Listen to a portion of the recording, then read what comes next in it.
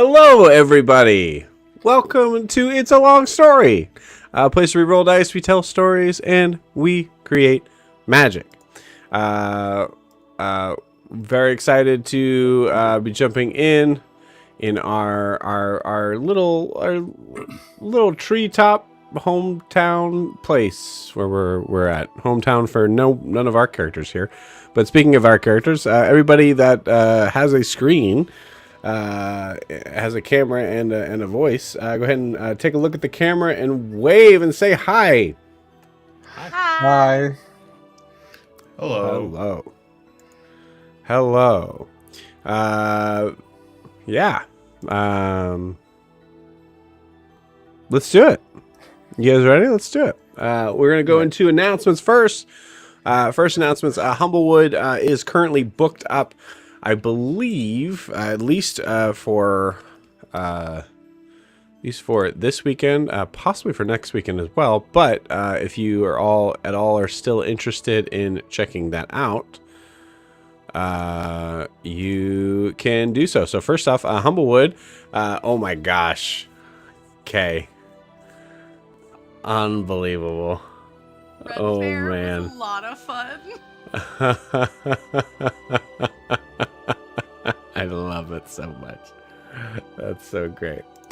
Yeah.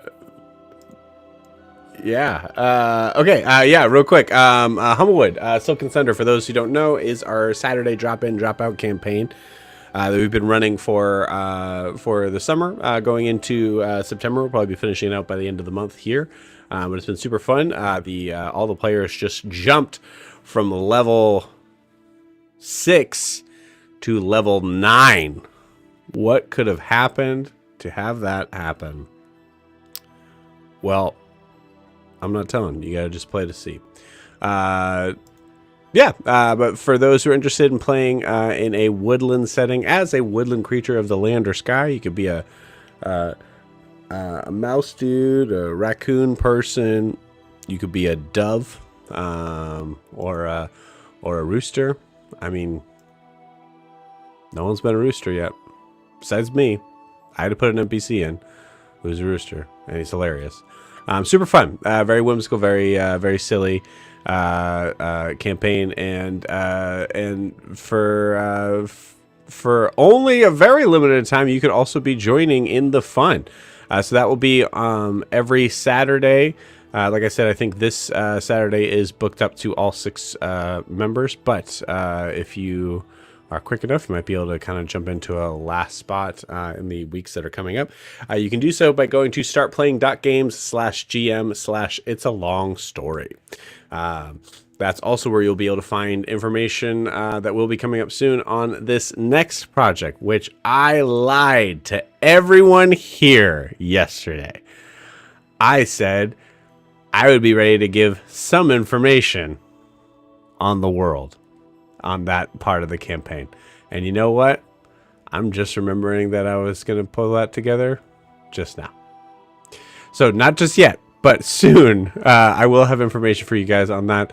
A lot of it is still just a little bit up in the air. We do have 2 members who are already joining in that party. So if you are interested in checking that out, that is the Thursday campaign, where there will be a 5th campaign in the world that is currently called Imea, sharing the same timeline as these wonderful folks.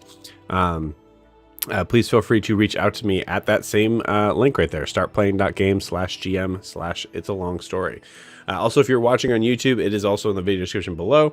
If you're watching on Twitch, I will put it in the live chat for you guys to be able to see as well. Yeah, no news as of yet. I promise I will. I'll make sure. We're not here tomorrow, Wednesday. We're off for our Mongoose Crew campaign, but I will have something probably when UA comes around this Friday. I promise. Okay, stop yelling at me. Let's see. Next on announcements. If you are interested in supporting the channel, the best way to do so is to like and subscribe where you're watching this, whether that is on YouTube or Twitch.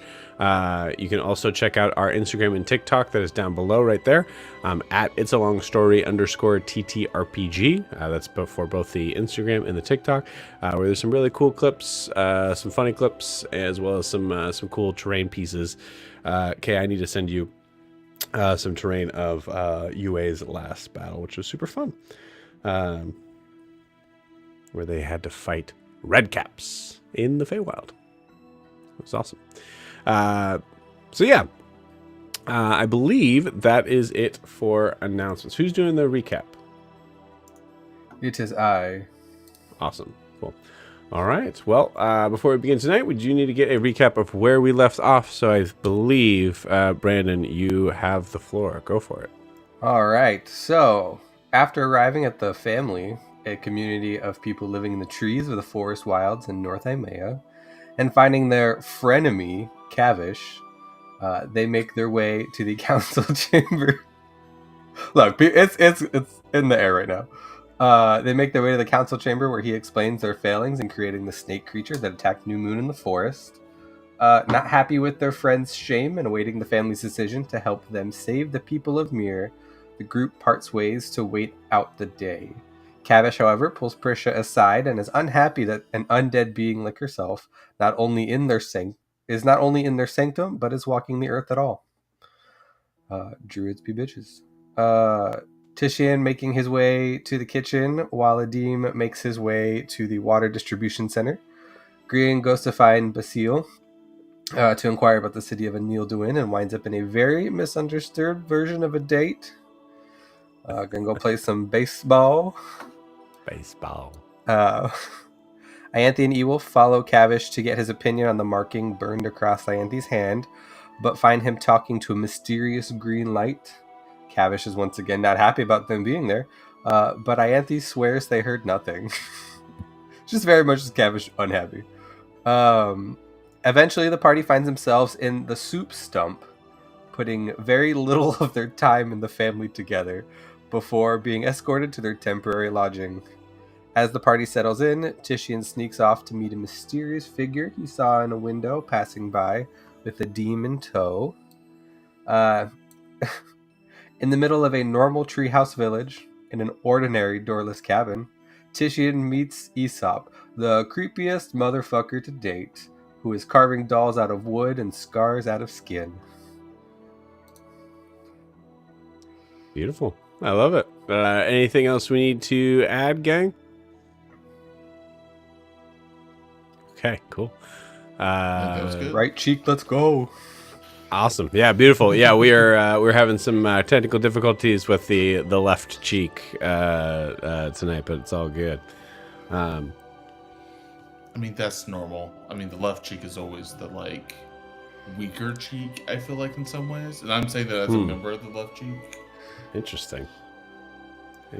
I'm not touching that. Look, the right cheek has the healers. That's all I'm saying. Okay, cool. So, what is happening? Beautiful. Matt, are you all good as far as technical difficulty stuff? I think I can go on. If I'm a little laggy, I'm just a little laggy for right now, but cool. I'll work on it here and there. But I'm good to go for right now. All right, sweet. Well, because I think we are going to jump in, and we are going to jump in the only place that it makes sense to jump in. Our beginning conversation with a little boy named Aesop. Just a little boy.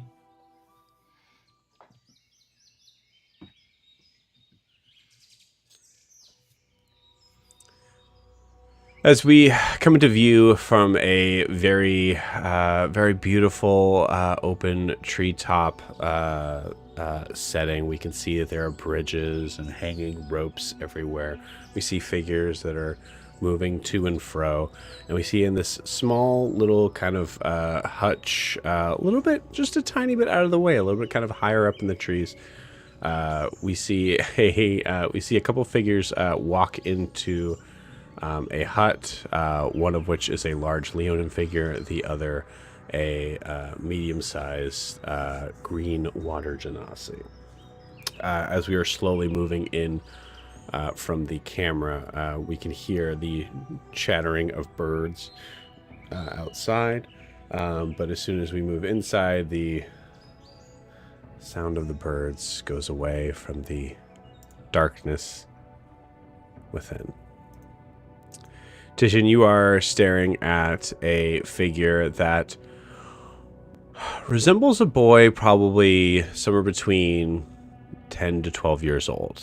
You see this very heavy sort of mop of hair that is this brown, but it also kind of like seems like it's almost like it's sprouting from the top of his head, just in a way that just looks a little odd. You can see his face kind of almost seems contorted in a permanent smile in the amount of time that you've spent, in the short amount of time you spent conversing with him. I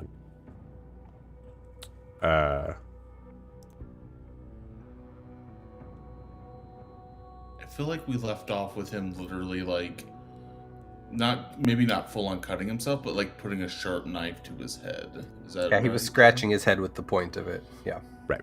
Yeah. And welcoming you all in, and I'll say kind of like starting this off. So, what brings you here? Oh, I was just circling around the way, just sort of getting bearings on the neighborhood, looking for I don't know, I just I caught you looking at me earlier. I thought I'd just pop by, say hello, see what's going on. I see you're quite crafty. You seem to be quite skilled. Thank you. I have made quite a collection in my small time here. Titian, go ahead and give me an investigation check. Okay. And I have a level of exhaustion, so I'll say a Adim is giving you advantage on this. All right. Let's just All right. So that's investigation. 12. Okay. With a 12, you notice that alongside a not really a workshop bench, I'd say more of like almost like a display sort of bench. You notice that there is a number of figurines that look to be a little bit larger. I'd say about maybe 3 feet tall. You can see there's already marionette strings kind of attached to them.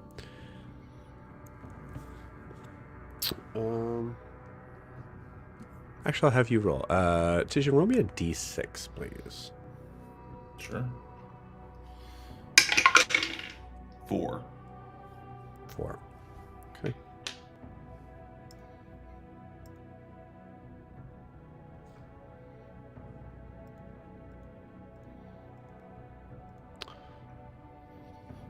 I don't know why D&D Beyond's going so slow.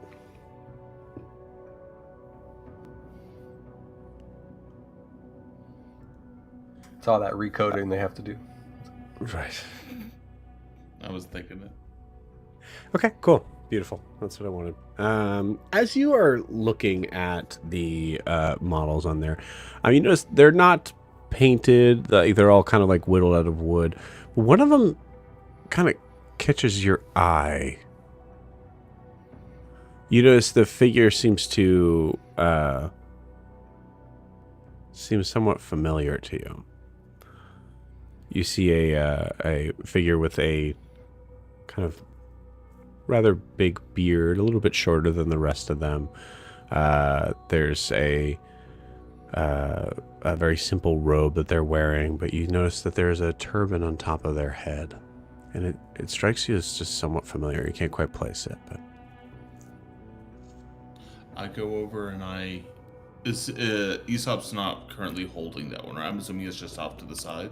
Yeah, this is off to the side. I'd say like between you both. I go over and I crouch down and I just sort of I pick it up a little bit and just sort of like showing interest with the Aesop while at the same time like just hey, this is takes some real skill. Do you craft these after people you know, or Yeah. People I've met, people I've come across. Those ones in particular I've spent a good amount of time working on. that's really interesting. It's always interesting when you hear what inspires an artist, I guess, right? Sure. Who is this of? Oh.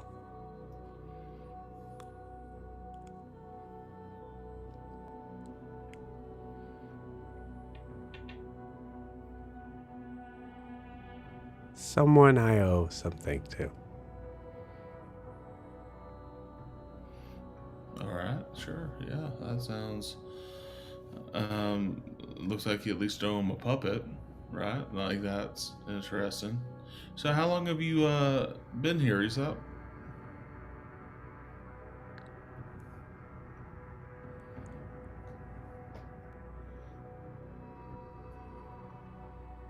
About a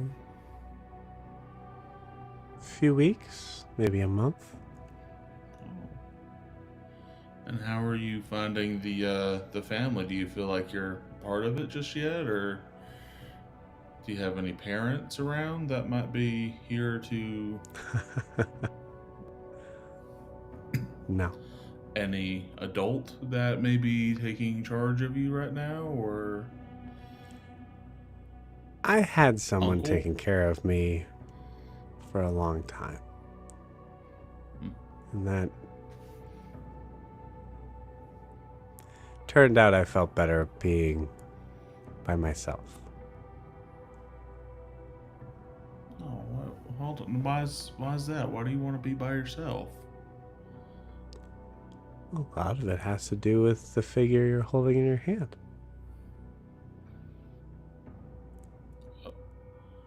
What is that? Did this figure do something to you? Do I need to try to talk to this figure? What did they do to you?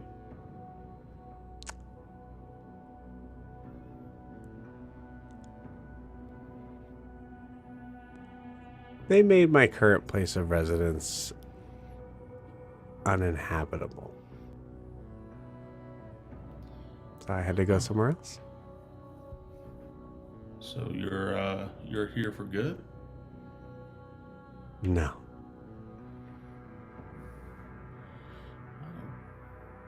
Where are you traveling to? Where's the next stop for old Aesop on the road? I have a couple more things to finish on my end, and then I'll go out hunting. Sure. Yeah. As I'm talking to Mm-hmm. do you mind if I throw an insight? I want to throw an insight check. One or two things, or maybe both things. I want to know first off, is he intentionally being vague when discussing these things with me, or like is he intentionally withholding information, or is he just creepy as fuck? And then is he like outwardly he's threatening, but is he being threatening towards me, or is this just like a young kid trying to? I don't think he said any threatening remarks. Well, when I say threatening, I mean he's talking about like I'm about to go on the hunt, and you know it feels exactly. I mean, it feels a little like to me that feels a little threatening.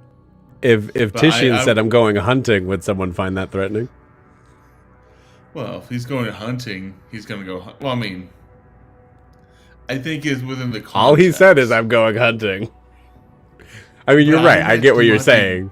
I imagined him hunting people, though, Joe. People. What I'm saying is you're just typecasting him, but that's fine. Go ahead. Good. Oh, okay. I see how this is. Okay. I threw a 10. What would you give me? Would you be okay with an insight? Yeah, so 10 insight. Oh, it's a 15 insight. Sorry. 15. I Okay, cool. rolled a 10. I rolled a 10. Gotcha. With a 15, yeah, there's a level of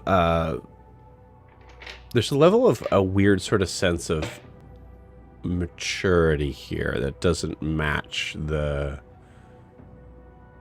age. This is, this kid is, obviously a little older than Alyssa, but is talking about being fully self-sufficient, and he's living alone here. That strikes you as odd. I think also with, in regards to the questions that you're asking, yeah, he's creepy. I mean, it's you kind of feel like, I think there's a good chance that Titian feels like whatever comes out of his mouth is going to be taken as creepy and threatening. But he has been... there's also a factor, too, that, like, Titian, you kind of just came walking in and said, well, I saw you look at me, so I'm walking into your house. So he's also been not... He hasn't really been unwelcoming in any way. So, and I want to make sure when I say like walking in the house, like saw you looking at me, it's like just hey, I noticed you from across the room, sort of thing. That's how I intended that to be. Okay. Like hey, thought I'd just come chat with you. All right, Titian's taking all that information you just gave me, Joe, and he's forming an opinion immediately. Yeah, that makes sense. Aesop,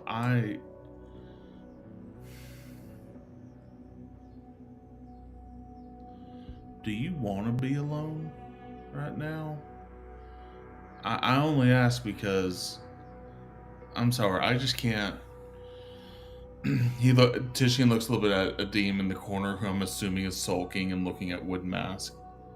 I just don't feel right leaving you here. I have a party of people that if you're traveling and you want people to travel with, you're more than welcome to join us if you'd like to. I just can't. I feel like you seem mature for your age, but you still seem so young. We're not that great of role models, but we try. And if you'd like to join us, we're not horrible people to travel with.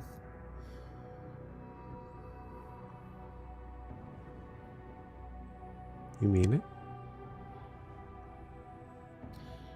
Yeah. I mean, I can't. Seeing you just sitting here in the dark, covered with all these rags, and seeing this talent that you have for carving and play and artistry, you can't just you can't hide your light under a bushel, except you gotta let it out in the world. And if you need people to travel with, we'll keep you safe. You see him get up from the table. Still has the knife. Walks over towards you and turns, facing the figures.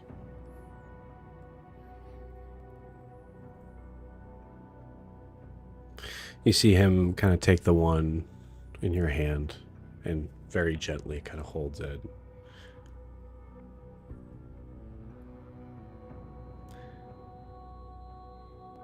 You know, it's funny.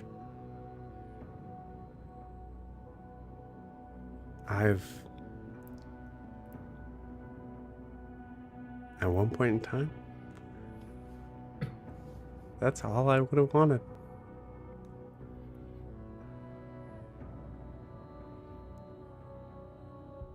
And I was offered that. And then it was very quickly taken away from me. Puts it back in this like kind of like little sort of almost like a cubby sort of stand area. By these.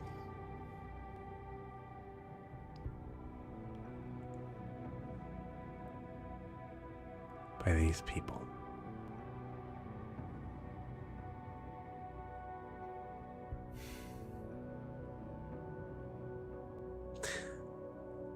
Thank you for the offer. I'm okay. In truth, Titian, I'm never alone.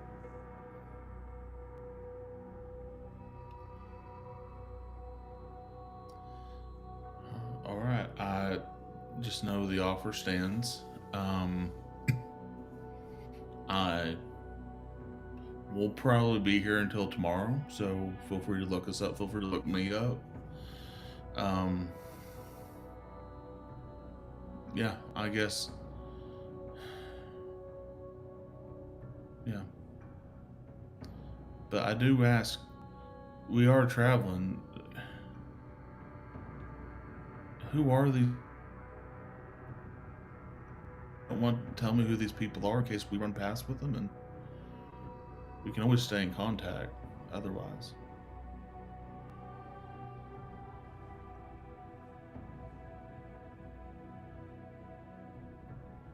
Would you let me know if you saw one of them? Yeah, absolutely. I mean, whether that's give you a heads up to get out or heads up any other way, I'll let you know. Well, no, like I said, I have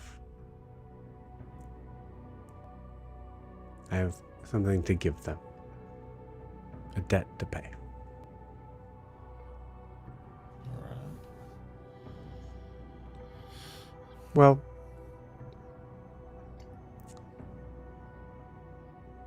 it's funny, the one you picked up was the last one I saw. Here, actually. If you happen to see a halfling man named Milo, if you could let me know.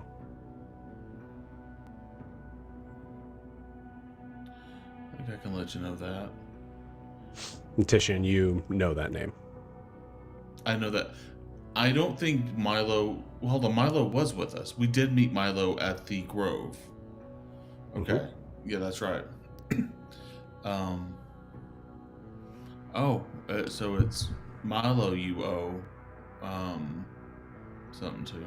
Okay. He's going to roll an insight check on you. So if you are wanting to deceive in the idea that you do know them. All right. He has to beat a 23. Okay, he does not.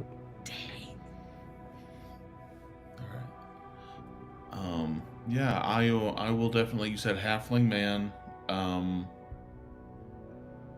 That means they're shorter. I usually don't notice short people, but that is good to know. I will definitely keep an eye out for them for sure.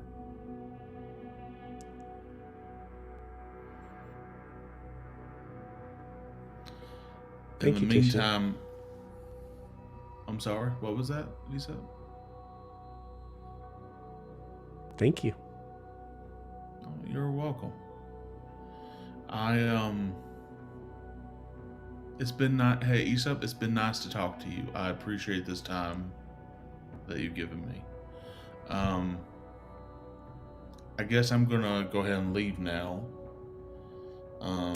Unless there's something else you'd like to talk about, I'm all ears. If you like, and Titian's gonna go, I'm all ears, and he's gonna like flop his ears up and down a little bit, like he's talking to an actual normal child. Would you like? I mean, if you want to talk, I'm game, but yeah. Otherwise, I'm gonna go on, I guess.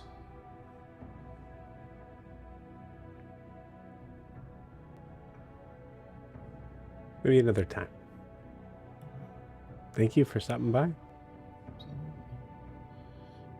As I'm walking out, as Titian, you said there's a lot of masks adorning the walls, right? Is there any one of these masks that would be big enough to cover Titian's face? Like, is there a mask here that Titian could put on? It's very interesting that you asked that. And I think, in character, I think it's something that Adim has been staring at the whole time. There is a very large wooden mask that is, I would say it's about maybe, it would definitely cover your face. I would say it's like about 1.5 times the size of your face. But there's no eye holes in it. There's just the mask is completely wooden, unpainted, but there is a purple spiral in the center of the face that extends all the way up. Or all the way around, excuse me. As I'm walking out of the room, Tashina, I can't just leave like Issa, I just admire your work so much. Would you be willing to sell one of your works to me? I just love to collect artwork as I go along here. Would you be willing to part ways with, particularly that one over there, the big wooden piece with the purple spiral on it? Roll me an insight check.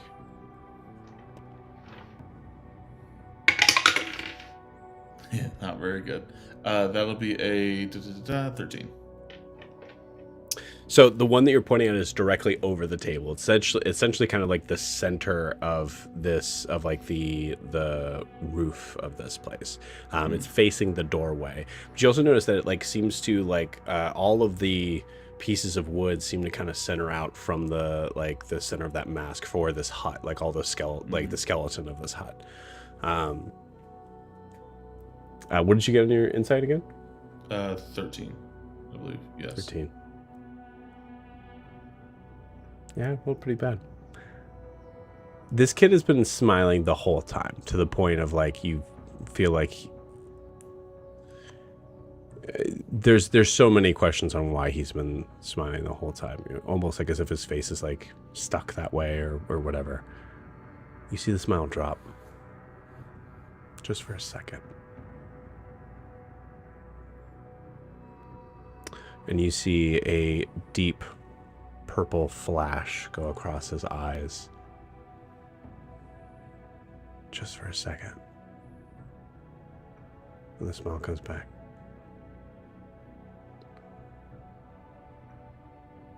No, he's not for sale.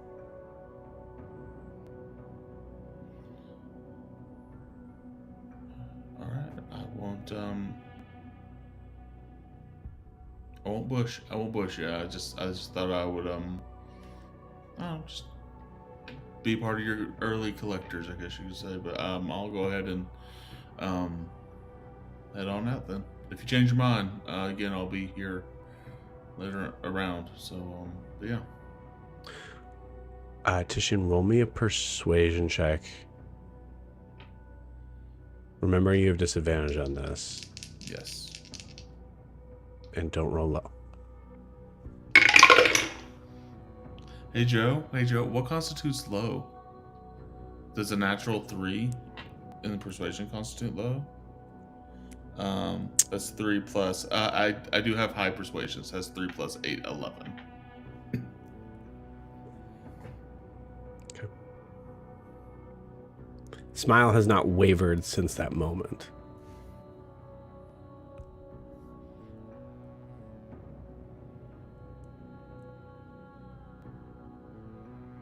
Tell you what. And you notice the I think at this, like, as you're trying to like listen and pay attention to what you actually feel the wind behind you from the from like the like billowing what's the word? The billowing sort of like drapes that actually kind of go over the doorway are moving. Mm-hmm. I think there's a chance that Tishin, you're kind of like feeling like transfix this person's face, so you're not really looking behind you on that. But I'll have some fun with that in a second. I'll tell you what.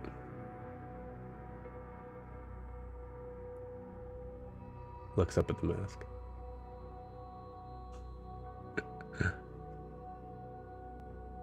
I did say you have a very memorable face. Maybe I'll make something just for you.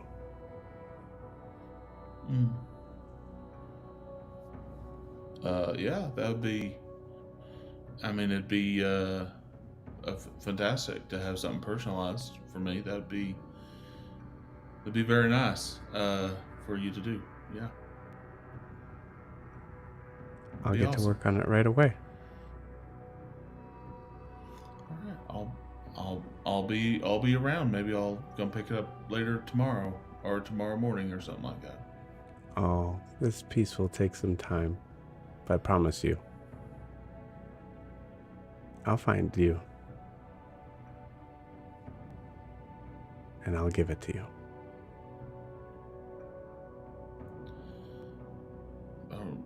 All right. Okay. That sounds good. You feel, Yeah, I think you feel good. a Deem like kind of like pulling your arm a little bit, like Yeah. Oh yeah, I better all right, we gotta get out of here. Yourself, like I guess we gotta find me later. I guess. All right. Bye. I'll still just walk holding out of the room. the knife in his hand as he waves by. Watch you don't accidentally. Okay, yeah, just be careful. Blade safety first. Blade safety. Um, I walk out of the room with the dean. Mm-hmm. As you walk out, it's one of those things where you kind of forgot that it's still light outside. So as you walk out, you're like, oh yeah, okay. Yeah. Not actually going to bed. Like Titian was like, I'm going to go to bed. He was about to say that. It's like only 7:00. Okay. Yeah. All right. All right. Well, I guess we still got quite a bit of the day to go. Adim, I guess we should go find the others, or yeah. He's gonna make something for you. Yeah, God help me, I don't know. I just felt. I mean, you gotta feel he's a young, creepy kid, just sitting there by himself, and God knows, if we just judged every young goth child as just being creepy and bad, then God knows what we would do. Where would we be as a society? A little something for a deal. Okay.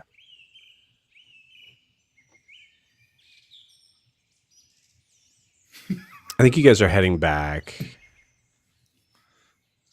And as you're heading back, I think, Deem's kind of like, in character, he is not saying very much. So, like he kind of assumed that's kind of it. That's the end of the conversation. But as you guys are just about to kind of get to the door of where your hut is, Deem kind of stops you and goes,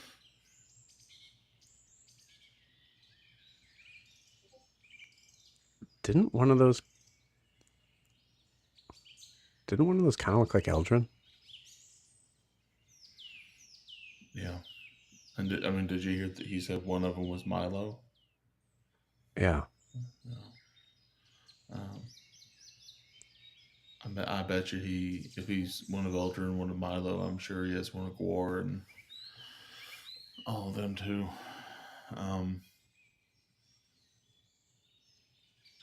Give me hey, do me a favor. Look out. Let's go find. Will you look out for me for a second? I'm just going to step over here and maybe reach out to them and just maybe give them a heads up just in case they need to, I don't know, watch out. You're muted, Joe.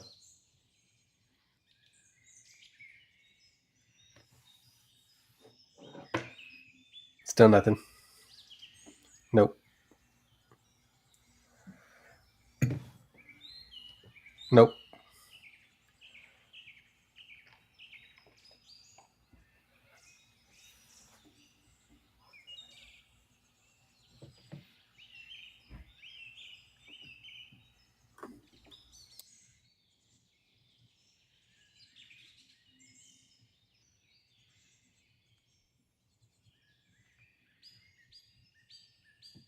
Mm-mm. Still, we hear the birds. So, yeah, I'm just going to step over here and you give me a second. I'm going to do a quick. Titian's going to go somewhere that is intentionally secluded. Like, I know this is a wide open space, but he's going to try to find the only corner, specifically a corner separated away from where Aesop was, where there's no one else. And he's going to just. There we go. There you go. Yeah, good. So what Adim was saying was, hey, can we check in on them first? Actually, Oh, to the rest of the party? yeah. Sure. If we want to do that, that's fine. I mean, Tisha can send and walk, right? That's all. I want to do it in secret because I just think Aesop is Crazy. Yeah. Creepy. And if he knows that I know Milo, I think I'll wake up with a knife to my throat tonight, possibly. I feel like I'm getting a lot of like the mongoose side of it, and I'm like, is it real? Like, is it accurate? It's absolutely not. I'm not really sure what they're thinking, guys. If you're watching this right now, the first thing I saw in the chat was, "You mean what did he do to us?" Truly nothing. Oh yeah, no, you should go through all the responses. It's great. I was like, I feel like this isn't true. So he is a 12-year-old by himself, forced to be super mature. He's a young artisan trying to make it in his craft. He's literally must be doing pretty good because he can afford his own sheet house in the middle of the family. Well, remember, this is full commune with a capital C. Wilbur said I'd sacrifice that kid all over again if we had to. God. That's great. I'll send to them later, but yeah, we can definitely check on the other group first. Cool. We can reconnect with the party. You got it. Sweet. Yeah. So speaking of connecting with the party, I feel like you guys have been kind of collecting yourselves, trying to kind of just make sure everything feels. I would say, is there anything you guys have been doing while Titian's been gone? I would like to try and read the pages from this book again to see if I can read more of this ancient primordial. Yeah.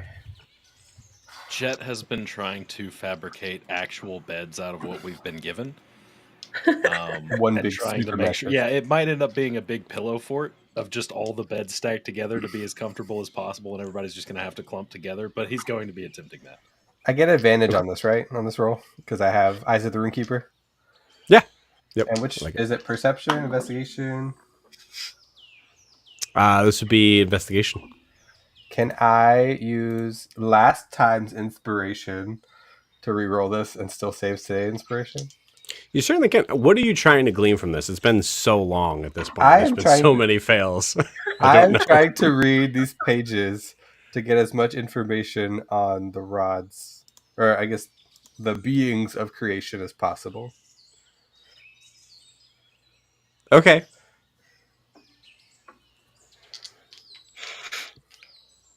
Like, if you have the written form of it, it'd be great. Oh, I did. Oh, that's much better. Okay. Okay, I gotta find that. What is it? What am I? Investigation. Investigate. No, it's a 17. God damn it. Okay. One day. Yeah. One day. I will say, honestly, when we say fail, you get the gist for sure. It's the specific, specific markings on there. I'll say even the specific writings, I'll just be honest with you, I don't know if you're going to get new information for it. We can kind of discuss it above board if you want, but no. But if you have the PDF, that'd be awesome. Cool. Yeah, I'll try and find it. Cool. Awesome. So yeah, so I think like right when you're about to be like, oh, is when Tishin walks in and just interrupts you.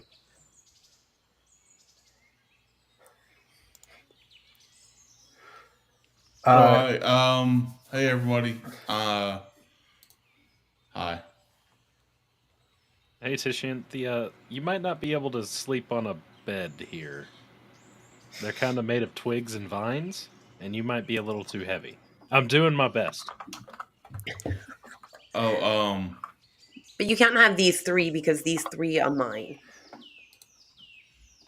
so let me get this straight. Ianthe gets 3 beds and I get no beds. All right. I also offered up my bed. And No, I think- have yours. You gave it to me. I think the other ones You we have will. mine Yeah. too, so I mean, I've never really had a bed, so Hold on. So, Ianthe, did you bully Prisha out of their bed, or what's going on here? Excuse me, there was no bullying. She offered and I accepted. All right. Well, Prisha, from my gathering, I'm not fit for these beds anyways. Why don't you take my bed? I don't need one. Thank you, though. Why don't you? Because I'm probably not going to sleep.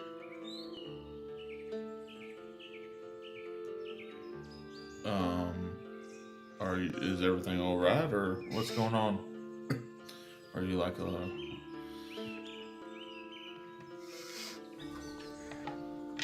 You gotta pull out the d20. Yeah, okay. I just this place is I'm uncomfortable. This place is a lot.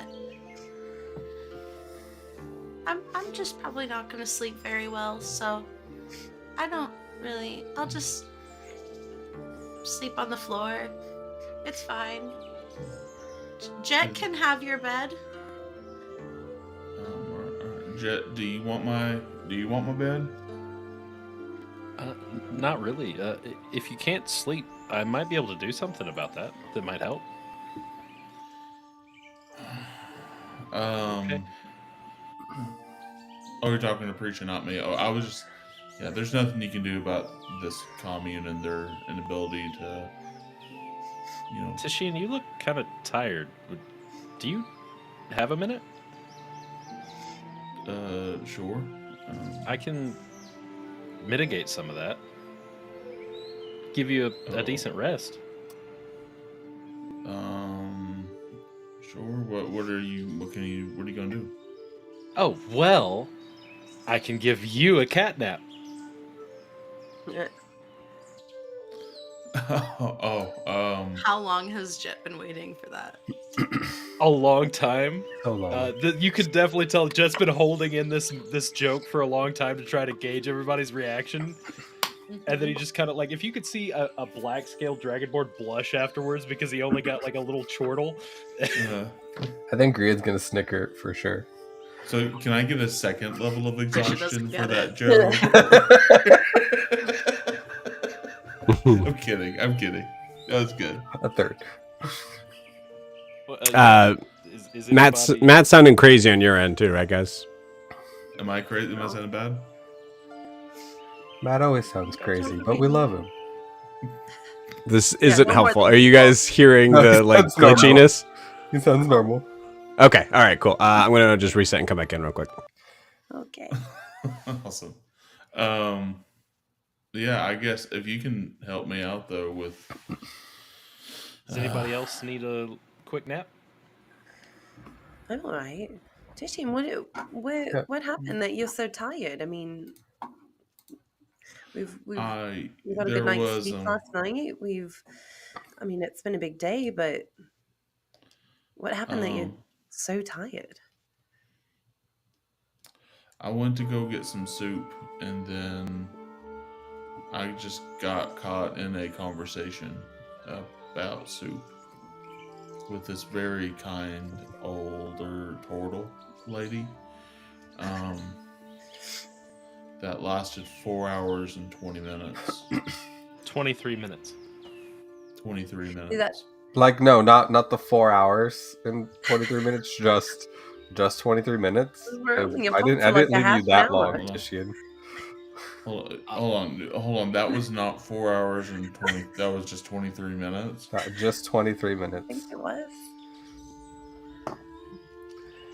It felt like 4 hours and 23 minutes. This conversation with this person. Again, very sweet. But I'd rather fight the Grey Render again rather than. This talk woman to him. stops time with her stories. That's remarkable. If you want, just pop a squat and get comfy, and I will do my work. Wait, I'm still stuck on the fact that you'd rather fight the Grey Render again. Yeah, at least that made time feel like it was moving. Not for me. Well, I mean, it's just this is all subjective, I guess. Maybe you would prefer to Who talk was to the old this? lady. I can introduce you if you like. Tomorrow, I can just. There's an They'll old probably lady? find me in line. For breakfast, though, There's an- because I don't think we're staying longer than that. Well, it's Right. an older Toral lady. I Oh. didn't really get her name. I just kind of started calling her Grandma. Oh, Yeah. I don't have one of those. You don't have a grandmother. It's not everyone has grandmothers. It's okay. No, neither do I. Think like dead Mother Udris, but she like knits you like a scarf for Christmas. What's sits- Christmas, first of all? That's Second of all, for the winter to get you through the winter, but and maybe sits in her rocking chair on her porch. I know you're joking, but those are things that Dead Mother has done. And mean, is- she's your grandmother. And Sans is nice and porch, loving I and suppose. bakes you cookies. Well, I mean, maybe. I don't know how to make cookies, but she is nice and she is loving. There you go. She's your To me. grandmother. Wow. Jet's have gonna a cast grandmother. catnap on Tishian. Congratulations. Is there an actual spell called catnip? Yes. Would you like Yeah. to know what Yeah, it does? it's a great spell. Delightful. Yeah. What You does make it? a calming Please, yeah. gesture, and up to 3 willing creatures of your choice that you can see within range fall unconscious for the spell's duration of 10 minutes. When it's over, they get a full hour's rest. Nice. Oh, so it's not a long rest though. No, it's you get a free short rest. Now, I don't think that would cure his exhaustion. That's fair, but I did promise him a nap. Now, okay, so Jet is just stuck laying there for 10 minutes. He Yeah. can't lift Tishian off him. He's just like. I didn't know that Help. Jet also needed a nap. Jed, I didn't know you could cast this on yourself. Does it work like that? Help, please, help. No, I don't Jet's hear him. just He must be pushing asleep. on Tishian's chest. Yeah, He's like just holding up as much as he can. Oh, he's gonna squish. I think- he's gonna squish Jet. I think Okay, Greed's let's gonna go like on. grab his mattress and like drag it over, and then like roll Tishian over off of Jet, so he like hits the mattress and is laying there. Are you? Tishian just goes from. He's from like muffled snorting. Jet, are you okay? Yep, help. And he's just gonna lift up an arm for Greed. Just help. I'll lift. Like as I help him up, you'll see just like a healing light on yourself. It's. Oh, thank you. Oh, he is heavy. He's large. He's big. He's tall.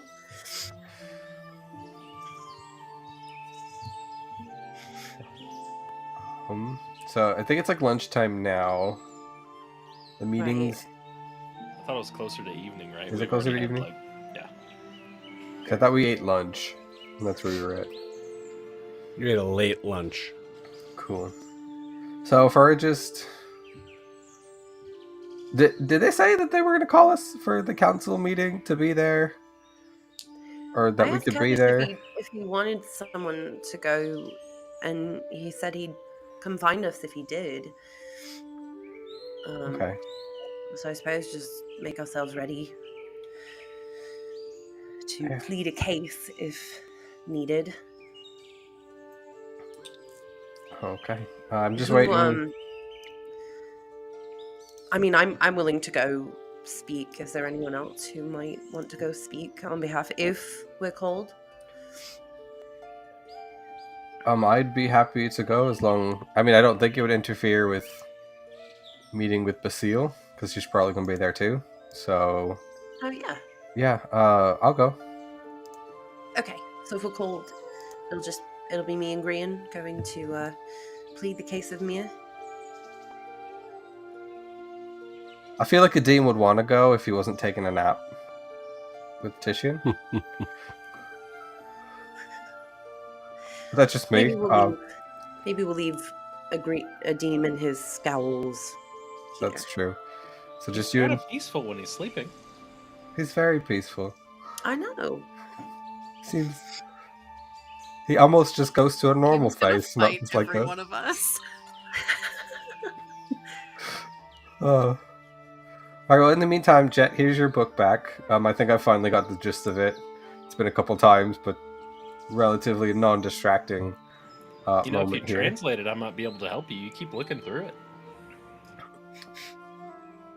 Yeah, you know, it's a little easy to do, and he'll open it up to the page, and so his version of Eyes of the Runekeeper is that like the words appear off the page, but in common or whatever language he chooses. So it, I like, can't read it. No, like everyone can read it. It just like projects off the page, and so instead of being, it's like subtitles on the book, so you can read it. I'll take it. Mechanically equal to him translating it for you. It's just he's just not doing it. Okay, what are you auditory, looking for verbally. in here? And maybe we can find it. I'm just gonna say above board. We handled this. Yeah. So why are you? All right, it's all good. It's all good.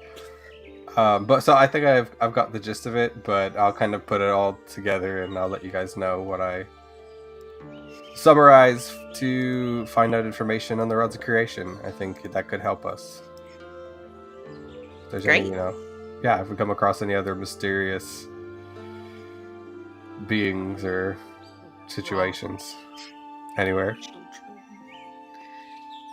at all. Anywhere at all. And then I think with that, Green will go back to his I guess it's a bed frame at this point. I don't know. Just I don't know. Palette. I just told you the bed's broke. There's still material for a bed. It's just not. I'll say like it's really probably more of like the idea of like the bed frame broke. Well, Grian's was still together. I believe it was just Ianthe and Prisha's who's broke.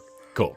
You got it. So he'll go sit on the bed frame and just scan the pages, trying to summarize it all in his head. You got it. You could use the book to maybe even out the bed frame. It's like a 20-pound book, right? It's like this thick and 20 pounds, right? So it's like maybe you can put it under there and even Just put it out. under the yeah. Yeah. Go ahead. Prisha, do you want to go for a walk with me?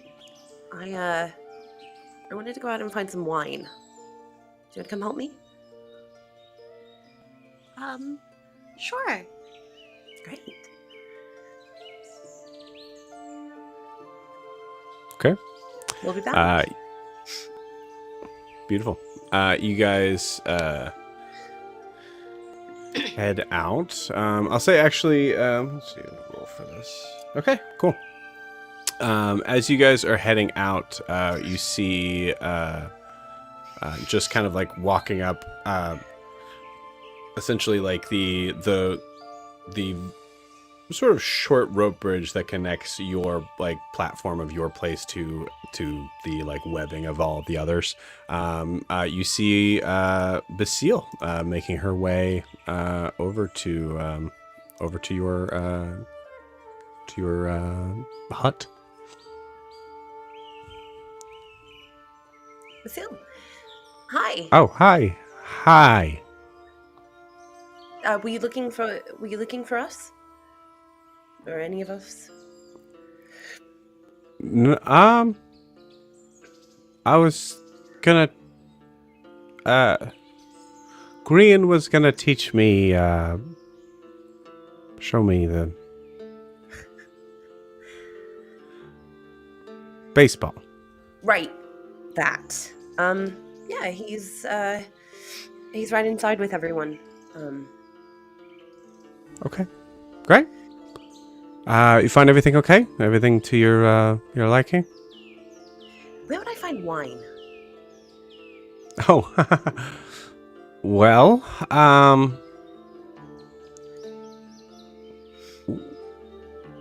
typically we have stores of that we will hand out for certain like ceremonial events, but also like parties and all that. But I mean,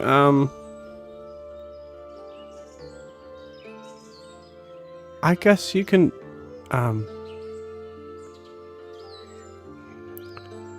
yeah. I mean, she's probably she's probably around.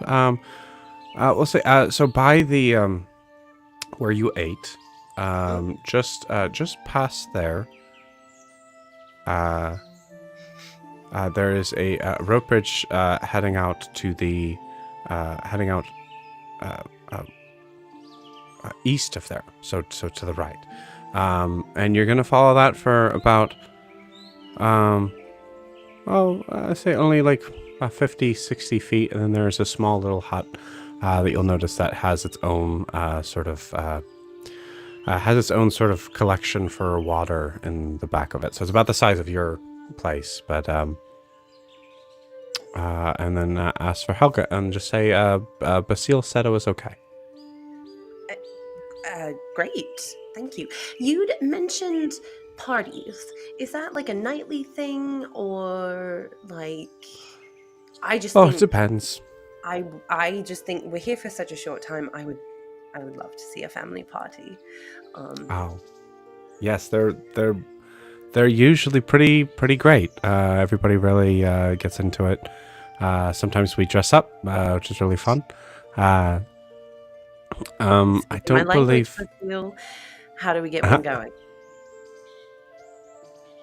was How do we get one speaking. going? I was speaking your okay. Oh, wasn't I? Did I change the language? No, sorry. I just meant you were saying things that I really like hearing. Parties, Oh. dress up, fun. Oh, okay. Got it. Sorry, could you just give me 1 second? And you see her take out this like little sort of like scrolling, like this little like scrawl of paper and just starts to write down. Speaking my language. Okay. What? What was the? Oh, starting a party. Well, I say there's probably gonna be one. I believe. Oh, in a 4 or 5 days. I can make sure to. Oh, that reminds me. Yes. If we could have one of your people to come and talk to the council tonight, you certainly can. And then if you want to bring it up then, if they're in a good mood, some of them can be a little crotchety. Sometimes. Just one, or could there be two of us? Green and I have sort of a presentation planned out. Ah, okay. I was told one, but I don't see why I was told one. I mean, if you say it's okay, then Green and I will be there. I don't see why that would be a problem. Great. We'll be there. Great. Tonight? Yes. I will, well, I guess I'll probably, so once Green and I are done, once we're done playing at baseball, when we come back from the baseball Mhm. trip. Right. I'll make sure that I will assume it'll probably be about around that time. Great. I'll keep an eye out for you, I guess. Great. And I'll be speaking your language. That you are.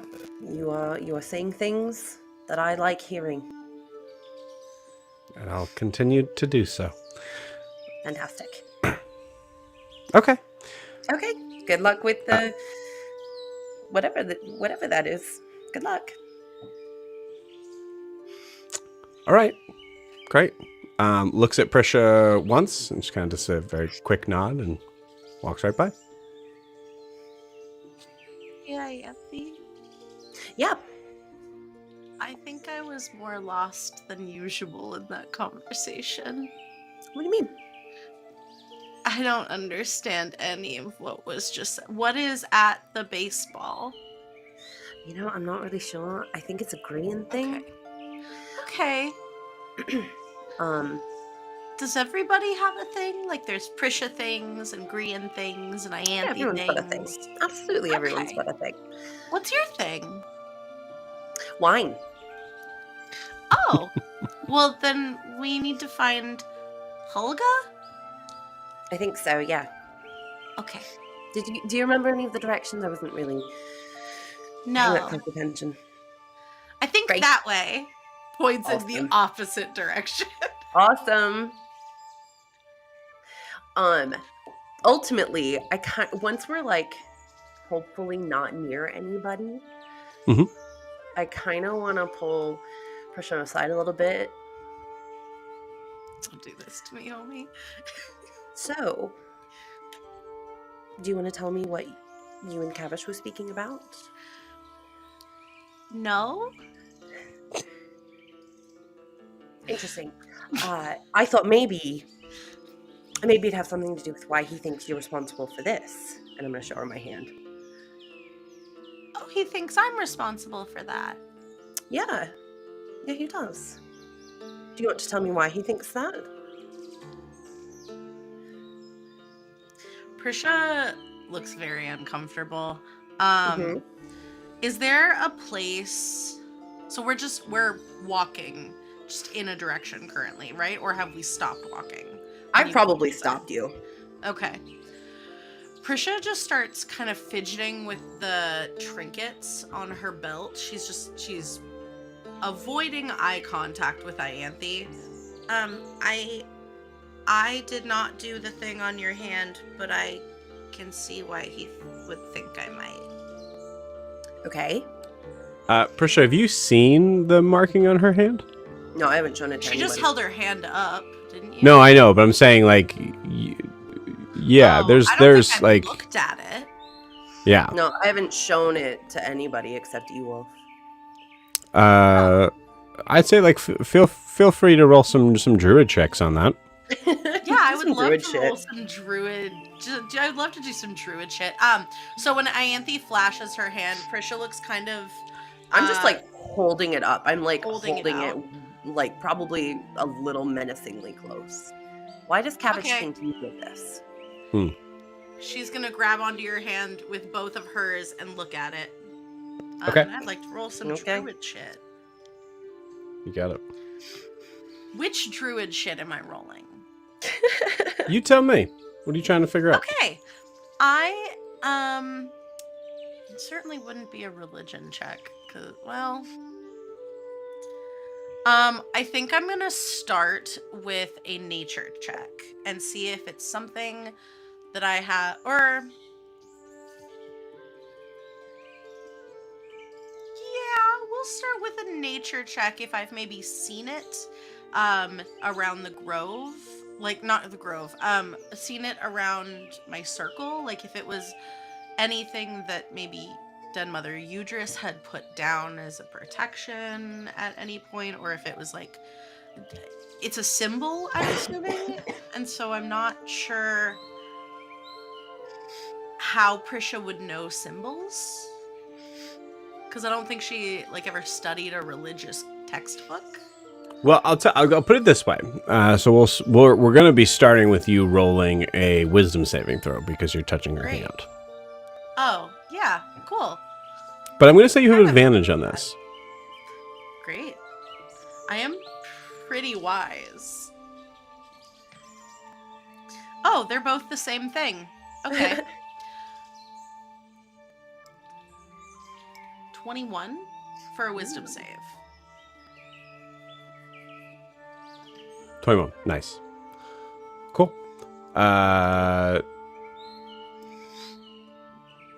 Yeah. Okay. As you touch it, Prisha, you feel your skin start to tingle, and you notice that the edges of your fingers start to shrivel a little bit, and then they seem to kind of go back. You don't take any mechanical effects from this, but you notice that it seems like whatever is in her hand is trying to literally pull life force from you.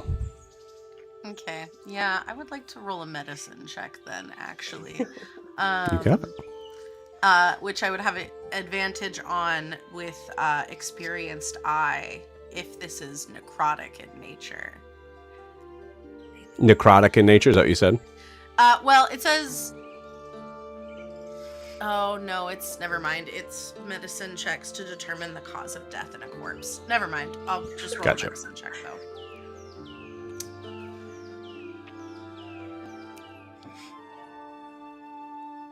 Nine.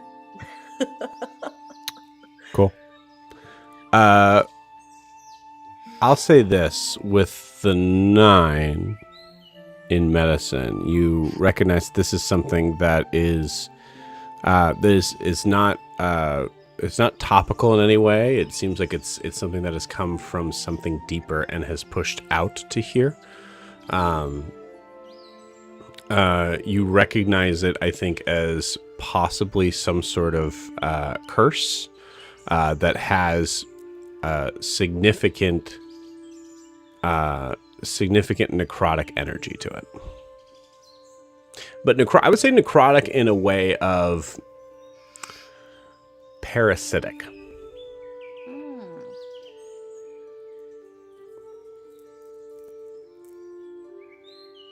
So in a way, Prisha, you see, as there's something that is trying to take something away from you, you recognize that it's not trying to just take something away, it's trying to feed something else.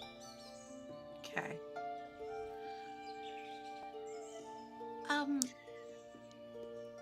Ianthe, have you gotten any... Is this new?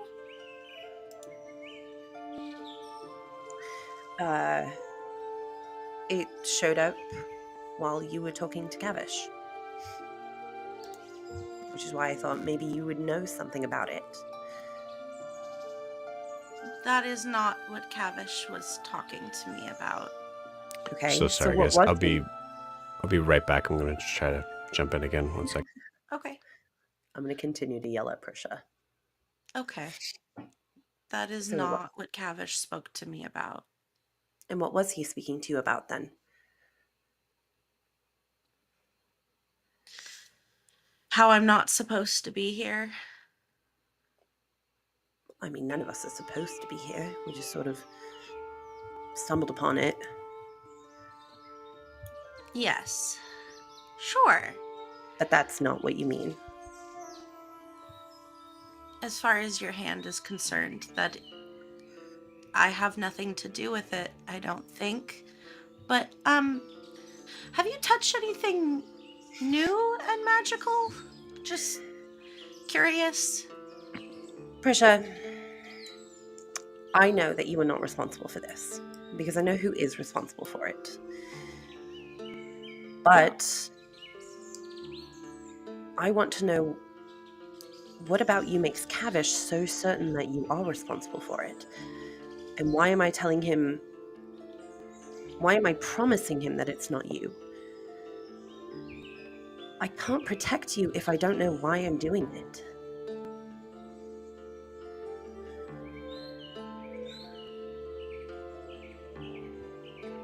Prisha looks around for a moment. Is there anyone that I can plainly see visibly in earshot at the moment? Roll me a perception check. 17. You don't see anybody. I say like within earshot, you don't see anybody. Okay.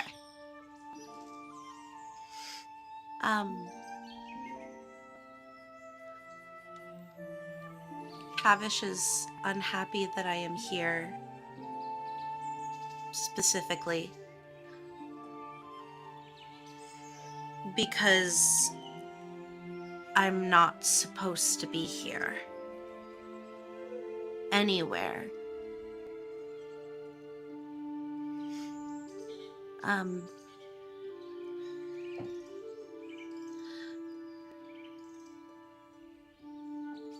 I don't sleep, and I don't have to eat, and I don't breathe. I could go underwater, and I wouldn't die. Not No, again. nor would I. Not again?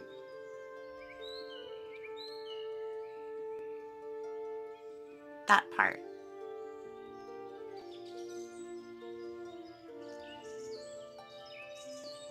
You're, what, you're some sort of risen dead zombie thing? Well, you know, we don't really prefer the term zombie. No, I don't know exactly what I am. I'm just Prisha, but Sure. I think one of those Prisha things is that I was brought here when I was 15 by Dead Mother Udris, and I was told that I served Ostial and that everything from before didn't matter because I was fulfilling the service.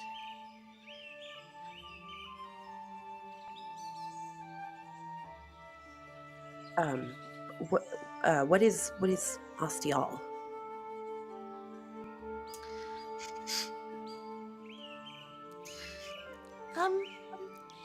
Something I should not have said out loud. You know how druids like worship concepts? He's mine. And what sort of concept is he?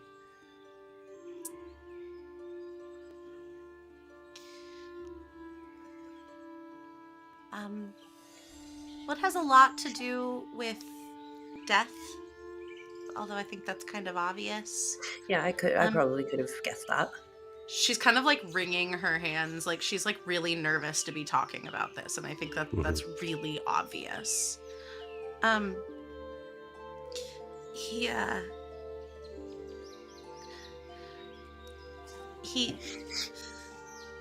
I don't know how much I'm supposed to tell people. But he's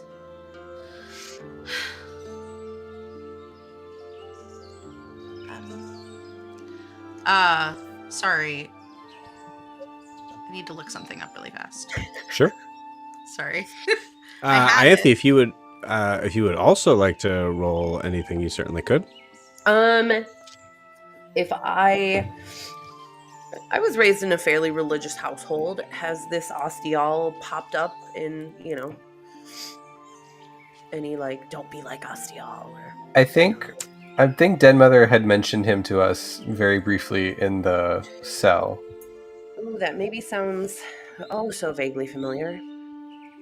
Because I'm pretty sure I wrote it in my notes and couldn't spell it. Okay. Well, assuming that that's true, go ahead and just check that to make absolutely sure. One thing I can say for sure, Ianthe, is that you have not heard this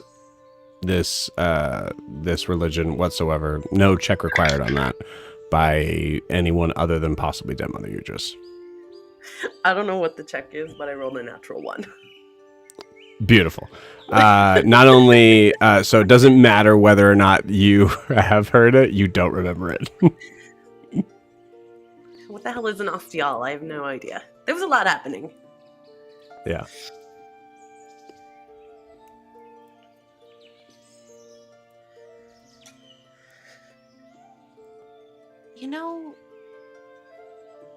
You know the gods that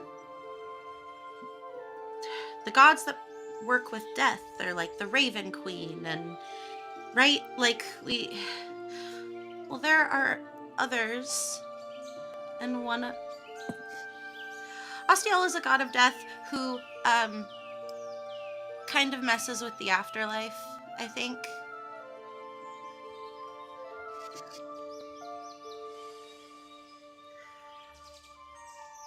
Well,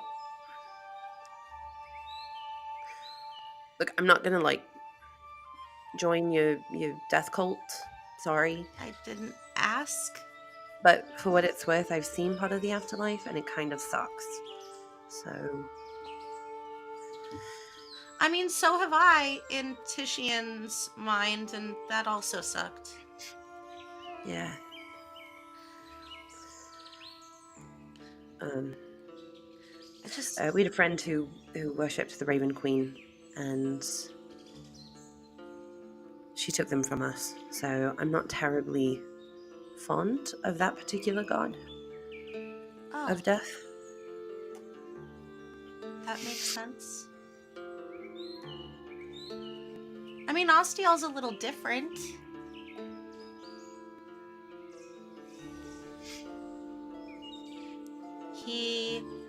Things that are dead aren't always actually dead. Sometimes they come back because they serve another purpose. Like my little friend that came and found me with the bone, the friend, and she's gonna open her bag to where like little like death beetle had crawled in. That's okay. Or death you squirrel. don't have to. I remember it very vividly. Well, it had a purpose. It had to find me. I don't know for what yet. Probably a barrette.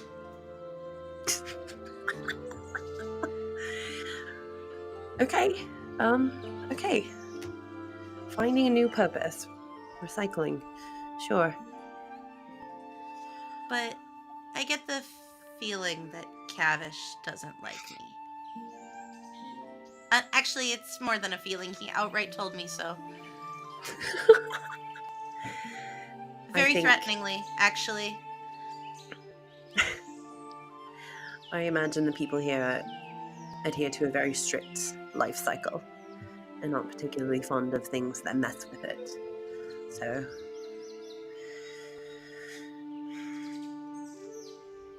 we won't stay too long. I don't want you to be uncomfortable. Only you and Titian know. Titian knows. I haven't told. Yeah, he found out before we found your horse thing. Oh, right. Okay, well, I mean... Please don't tell yet. Prisha, this isn't my secret to tell. Like I said, I wanted to know because I can't protect you from them if I don't know what I'm protecting you from. Or why.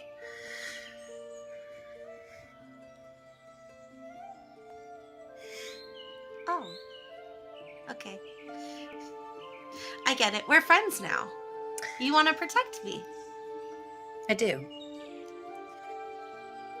I have to make you something. Oh, that's okay. You don't have to make me anything. I'm all right. The barrette! She's gonna start like digging in her pouch, like looking for like the perfect bone. Yeah. Great. We'll pause you guys there as you guys are making your way to Olga's. Is that what I said? No, Helga, excuse me. Great. So we cut back to Grian with Basile kind of in the doorway. As she comes in and just kind of like does like a knock on the side of the door. But she's already in. Hello. Oh. Oh, hey. Hi. What happened here? Pointing at the beds that are now kind of stacked on top of each other and a broken bed frame. Well, the bed's broke, so I'm trying to fix them, and I'm not good at it at all. Oh. You know what? We actually have we have a little friend who could be very useful in that. I can have him take a look at it tomorrow. He's pretty handy with working with wood. That'd be great. Thank you. Yeah. Ready for the baseball match? Yeah, let's go.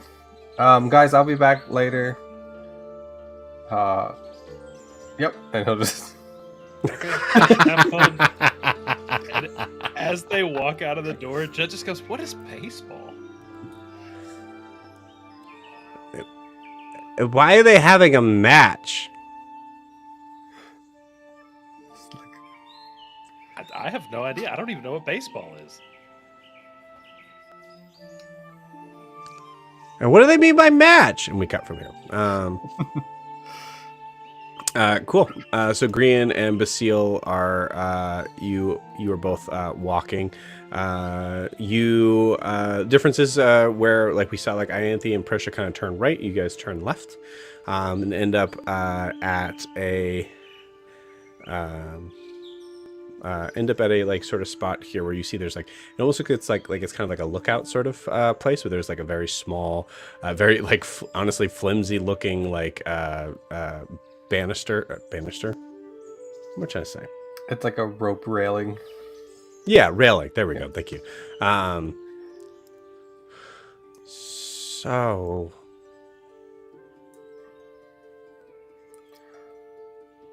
Yeah, do you think this is a okay place to talk, or? oh no, I'm just waiting. Oh, okay. Oh, it looks like Jack might have made it. Perfect. I'll add him back in when he's turns to a seat. I was wondering if, and I don't mean to make any assumptions about, but I was just wondering if you knew anything about Anilduin or how to get in there. Well, I mean, the ropes get here pretty quickly when they're paying attention. I mean, we can go up or down. It's up to you. No, we're going down. Right? That's what. Sure. The field. Are we? That's right. The field. That's right. Right. So I want to make sure we're speaking the same language.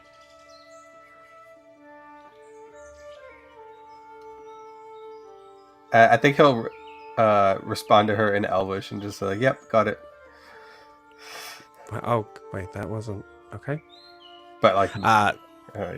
Yeah, no, it's awkward, and this is awkward. It's a full lost in translation awkwardness moment. Yes, as I'll say, like, Green, you can feel free to roll an insight check there if you would like, but good luck. Yeah, I think ropes all of a sudden do appear. Okay, great.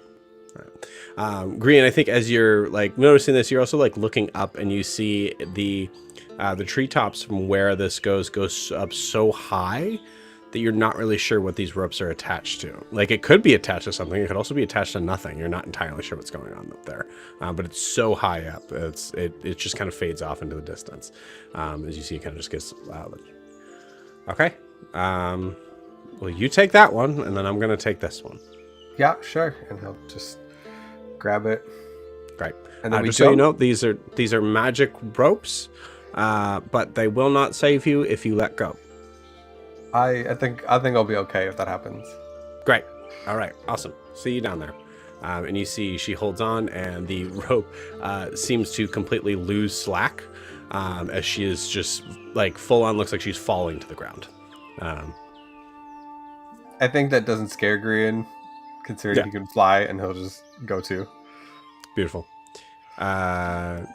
Yeah, so we cut to a point of like where there's like a all the way down to the forest floor. There's a little bit of like a kind of like a bungee sort of thing where she's left at a perfect spot to be able to kind of like stop, let go, and the rope kind of completely goes back up. And Grian, you're not far behind. All right, field, right? This way. Okay. Just kind of walks out.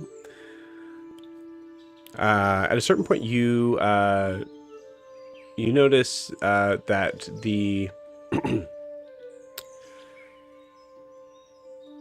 you notice that as she is mentioning field, you see there's nothing really like but forest trees in front of you and just like dense kind of like bump. And then after about a 10-minute journey through,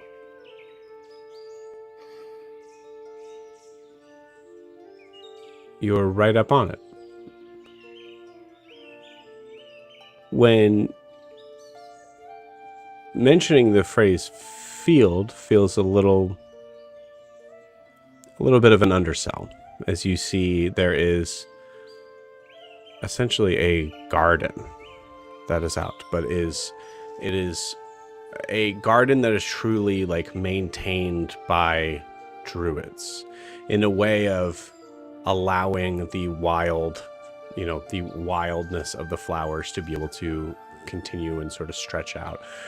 There are certain cases where as they are like somewhat sort of separated into like certain boxes and whatnot, there's also moments where you green have to kind of duck under or step over, as there are plants that seem to have kind of grown out to kind of almost like as if they're saying hi to another sort of some like a box, so to speak, but really just kind of like a natural growth.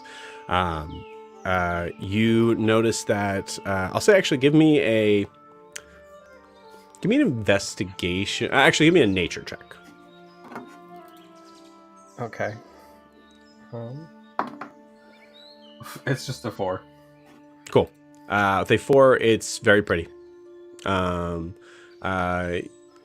At a certain point, you notice that there is a space in the center where there is no flowers at all. There's no grass at all. There's nothing but dirt. And it is extended out about... I lost you guys.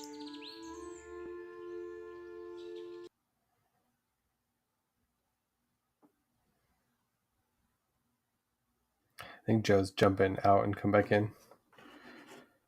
And then I think Jack also made it. So there he is. This long sort of extension of dirt that kind of extends out to about 20 feet in all directions. Not a perfect circle, but like a kind of natural sort of circle look. Are you guys hearing me okay? Yeah, I'm here.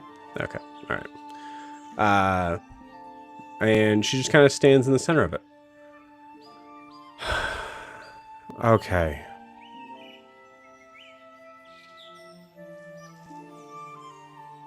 We're good.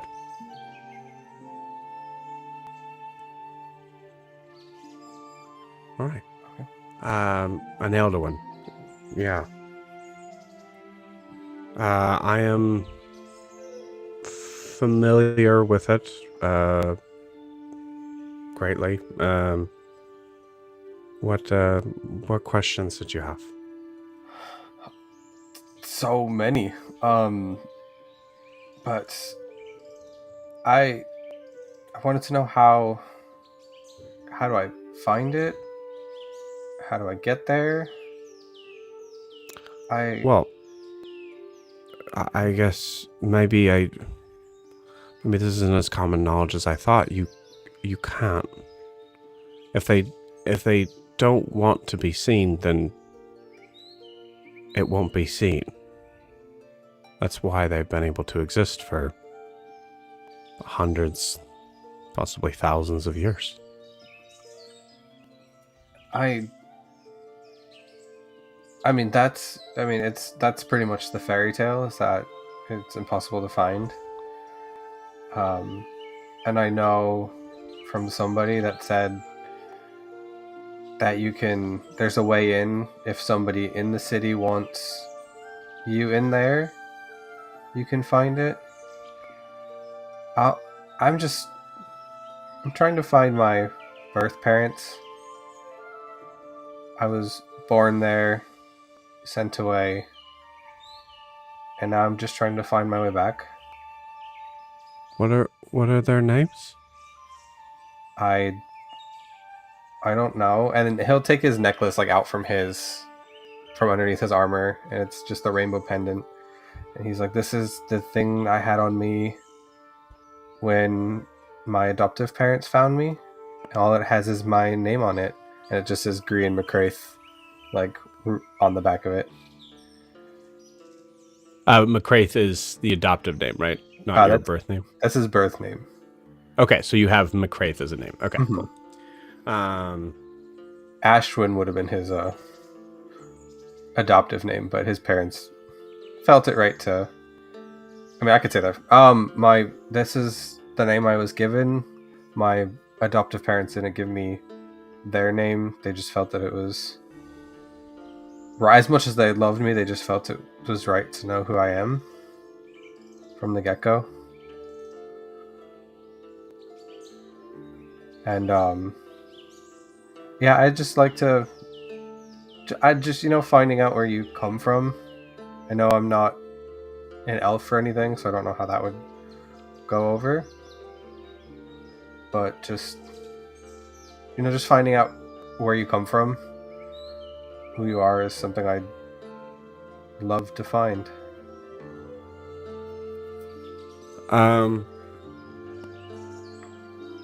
Yeah, okay. She looks at you and you kind of like see a little bit of a look of a little bit too much care that I think after a minute you kind of recognize as pity as she goes, Grian, Aneldawan is very much an exclusively elven city.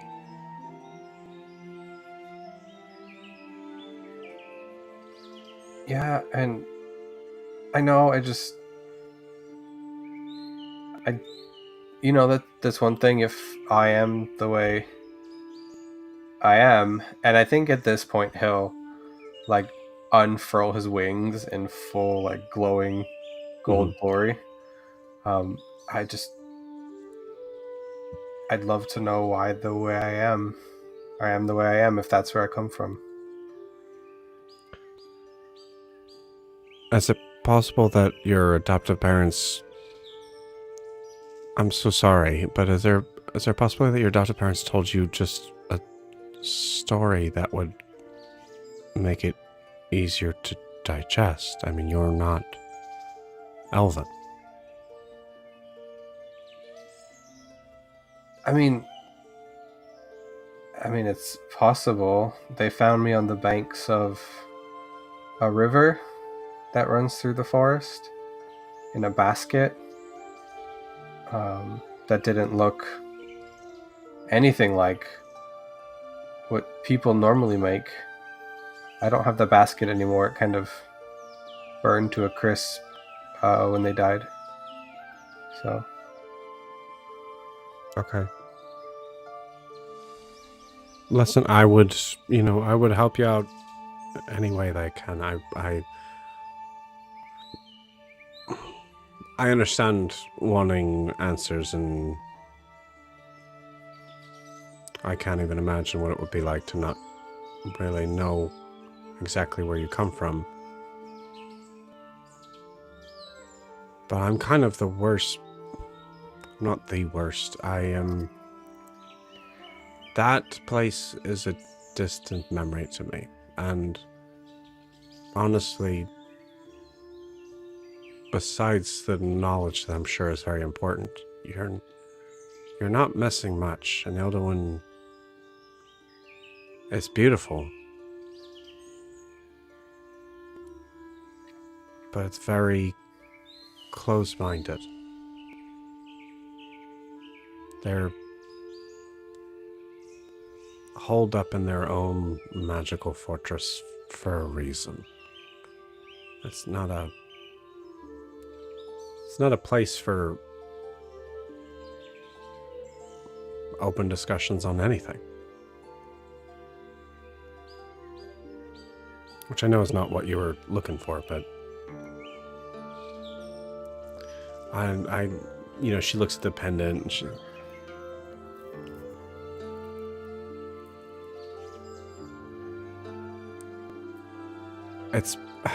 it's possible that it's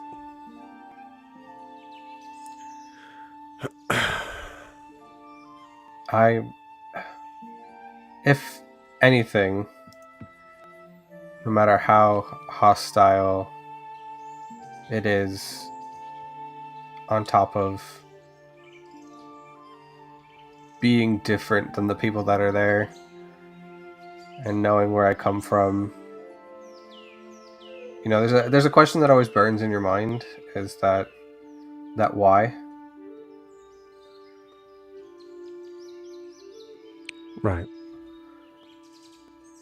I'd love to know why. I don't want to put your hopes up. It's If it helps, you're starting from almost rock bottom. So anywhere's up from Right. here. right. Well, I don't want to put your hopes up, but there is a place in Elduin known as Gwywel Gwaith a Nicoldol. That's a mouthful, A little bit. but it means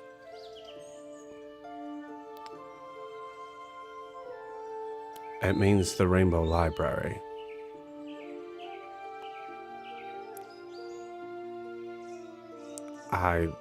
It's a long shot, but there's a possibility that you have some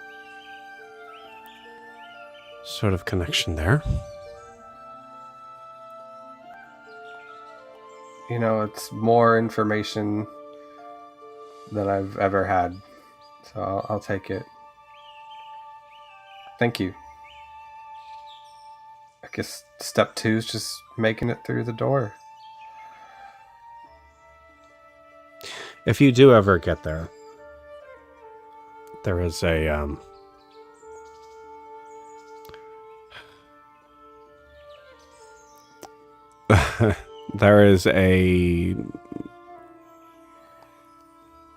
there's a man there that would be very difficult to talk to. He's usually pretty well in terms of the elves. He is about as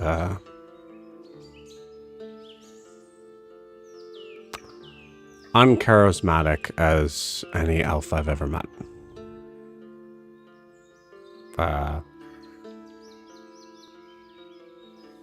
He's kind in his way, but he's also just very...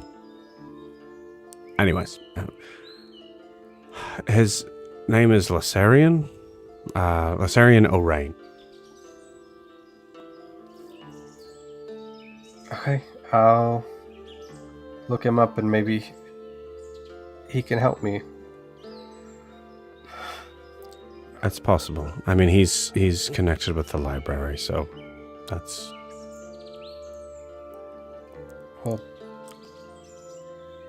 I would be very careful on who you talk to about this, Grant. I mean, knowing the limited knowledge I have about your kind, it's not impossible, but it's highly improbable, and especially for anyone who would consider themselves to be an elf from an Elduin, they would be very quick to dismiss the concept. heard you loud and clear.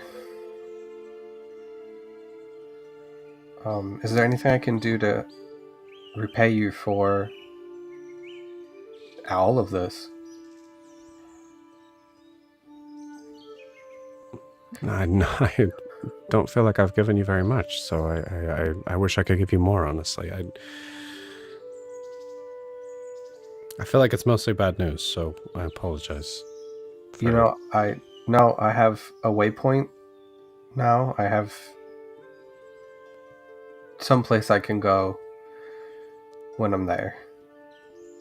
I just gotta get in, and it's more information than I've had than my entire life. You know, I realize that you've probably heard this about maybe 5 or 6 times today. And it probably has an effect on people that can rub them the wrong way from time. But, you know, family.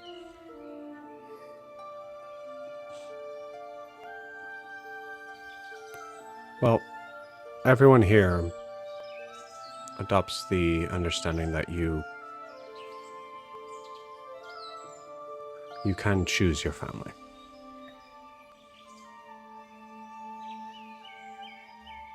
And even given some interesting company that is assumedly part of that family, I hope you find solace in that. And if not, we could always use someone who flies in a treetop village. I think I found a pretty good family. And trust me, I get it. Auntie takes some getting used to, but she grows on you. Okay. Yeah. It takes time, but you got it. Just before we go, where are we? This place is beautiful. This is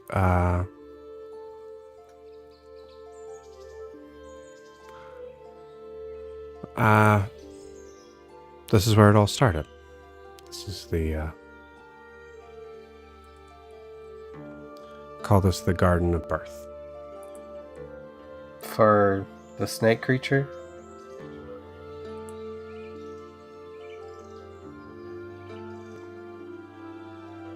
No. What? Is this like the place where you guys decided, where like it was decided to form the family? Roll me a deception check. Oh, it's a 17 plus. That's a 21. Okay. I just assumed that she knew about the snake creature because she was in the room. I thought she was Nope. there. My bad. Remember, like in the conversation that Kavish had, it was very like, you don't bring this up. Oh, I thought we were all in the room. That's my bad for half paying attention. Whoops. So I think, but that was enough where she kind of like looks suspicious and confused, but she kind of was, right, yeah, this is, the first iteration. It was, I joined after, but it is quite beautiful. Yeah, it's beautiful here. Just the way that nature is nature and grows however it does to be itself. I think it's beautiful here. Should we head back? I thought we were going to play baseball. No, we can head back. I mean, we could go your way or we could go my way. And he'll hold out his hand to her. It's up to you. Oh. Well, I mean, I guess I'm always used to taking ropes. I would love to try it your way. I need to roll something real quick.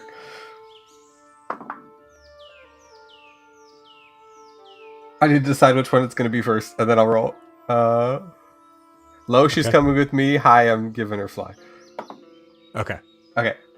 So Grian will, wing still out, go ahead and pull her in. She holds up. Just hold on tight like you would the rope.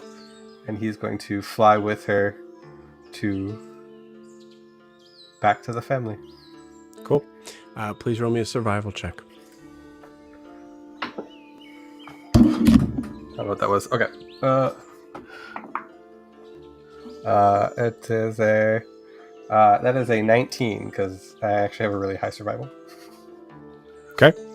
Cool. I'll roll a call here.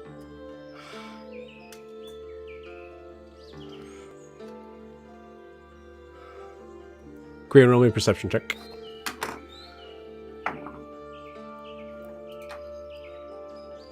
That is also going to be a 19. Okay. So, 19's pretty good. I think given the idea of like where you're coming from on this, there's a lot of you're going straight up from an area that you walked 10 minutes away from. So you're able to like kind of like find, I mean, obviously the easiest direction is straight up. So knowing that, you kind of are able to sail this way. But as you do so, you manage to kind of glimpse something between the trees. And because you have gone out of your way, something that I don't think Ianthe has brought up to the group yet, you notice a very interesting sort of set of stones in an extended sort of like high up hill. You don't notice any sort of like, I don't think you notice the cave at all. But you do see that there is some sort of circular sort of thing in the center. I think in that moment you're about to like possibly maybe investigate or whatever, and you hear Basile in your ears go, "Oh, probably this way." Oh, that's... Yep, I have no idea where I'm going. I don't know why I thought this was a great idea. That's okay. That's okay. This is fun. I like this. Nonchalant, doesn't notice you noticing anything. And with that, you fly through the trees and manage to step down on the rope bridge. And she goes, "Well, this was a great, fun evening playing baseball. Oh, wait, nope, I gotta go with you. Yeah, I gotta go with you." Where are we going? Language. I'm picking up Ianthe.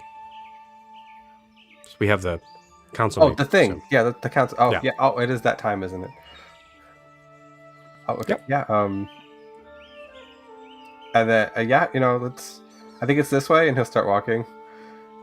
And then as he goes, you just need to next time just work on your swing inwards. I think. Okay. Yeah.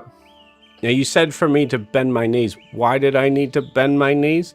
And from that, we pull up as we see Green and Basile walking away. And with that, we will take our 10-minute break. We'll see you guys in 10.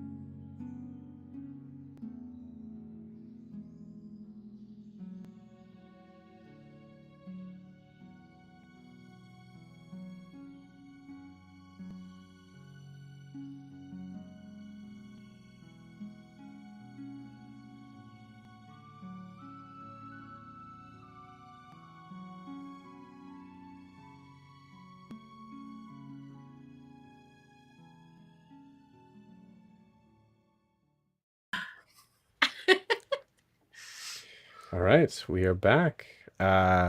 Cool. So as we jump back in, we will wake up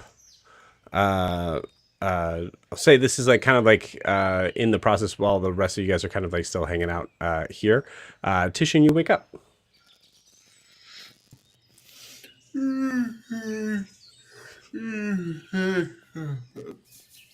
He looks around. Is anyone else in the room right now with me? I assume Jet is, and Alyssa, and Adim, who is also waking up from a little catnap. So we can. So above board, Jet casts catnap on Adim and Titian, and I think someone else. And why did he do that? Mostly for Titian. I look tired. And then you weren't here, so we just Truly above board is because I think the spell is called catnap.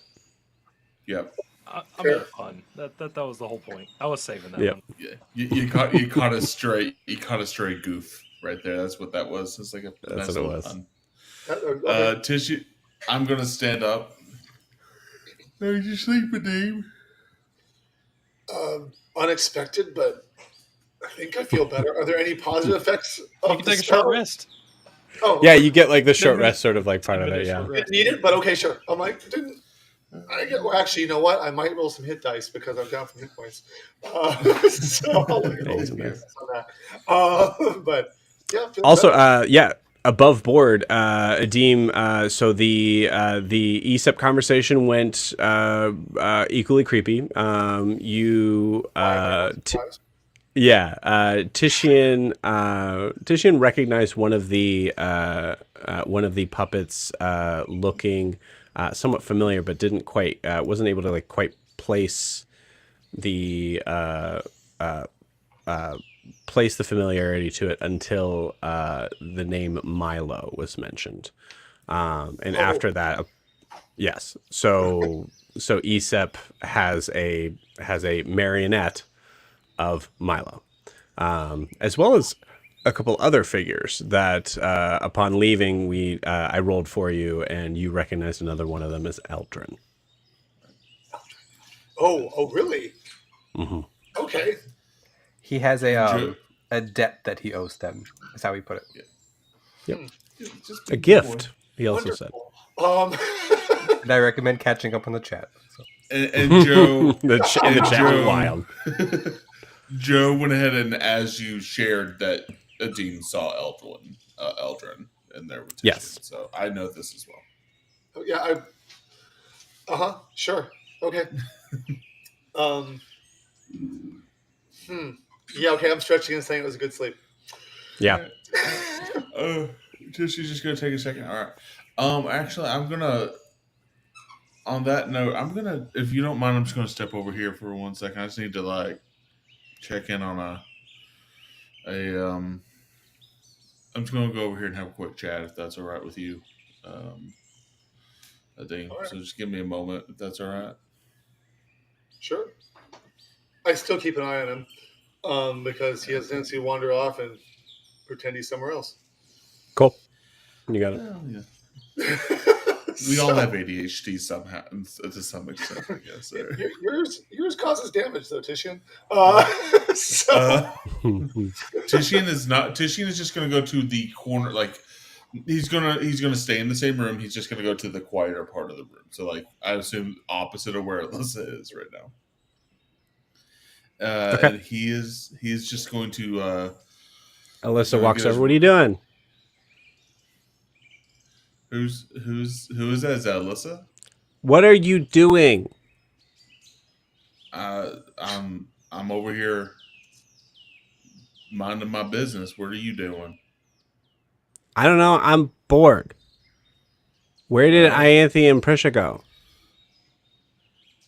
Fine. I just woke up. Where did you last? You don't feel like you have some sort of responsibility for me?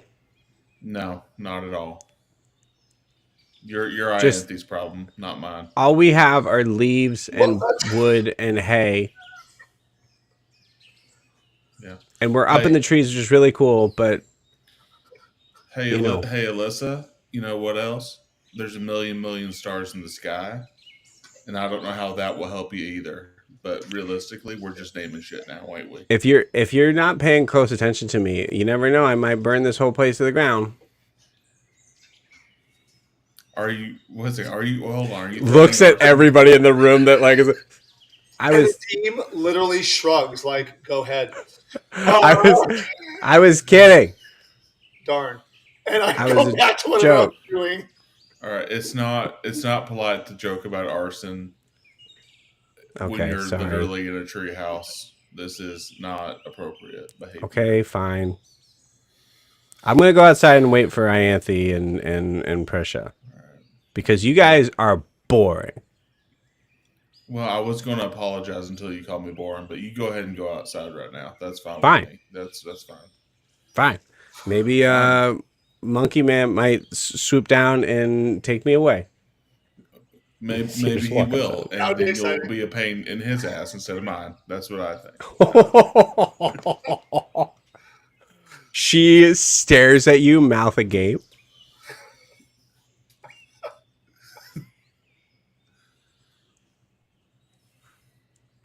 That What? I'm a child. That could have permanently scarred me for life. Thank God. Sure, and sure. That's the tipping point in your life, not the other things, like not the decapitated monsters or the other things. No, most of that was really cool. Half of you were in the room with him. Us talking about the I'm just listening. hypothetical This is monkey people. Yeah, right Jet, now. you are there too as well. Jet is He just wolf, watching Jet. this whole thing, and he's like, "How am I going to fix this? How am I going to fix this?" I don't know why Tishy chose this moment to just like Mhm. not deal with Alyssa's crap, but Literally, I Yeah. think it's been coming. Chose violence. I mean, jeez. Yeah. Like, Well, what I did think I miss in the hour I missed? Like, did something happen between these two? Absolutely nothing. Okay. Nope. Okay. This is unprovoked. This is this. It's just a 5-year-old. No, Jet, no. come save them. Come save them. Or Ewolf or somebody. Or yeah. No. This Just is the first time Titian and Alyssa have talked since Alyssa kind of went crazy. Not crazy, but really Right. acted out too. So I think there's some of that that's still here Right. in character. Since she's Okay. Melissa. Jet would like walk in between them, kinda, and he would reach out his hand and summon his pseudo dragon and kind of let it run across his arm and up his hand towards Alyssa as like a distraction to kind of get her away from the conversation first, and then he's going to look at Titian and he's going to say out loud, "This is Spectre. He's pretty cool." And he's going to like hand that off that way. And he's going to look at Titian and telepathically say, "Not cool, man. That's mean. You don't treat kids that way." This is, look, she's going to burn us all down. As you hear this, because she's also in a mood, she goes, "No, I'm going to call him Hermes. Come on, Hermes." And just walks out. Yeah. See, that's all right. See, she's sometimes I hate to say it. Sometimes kids can be jerks too. And you got to call them out on it. Otherwise, they're just going to grow up to be big old jerks. I mean, you're not wrong, but most of the time, this is all in your head. Most of the time, kids can be jerks, but that doesn't mean, not all kids can blow a hole through you. You know what I'm saying?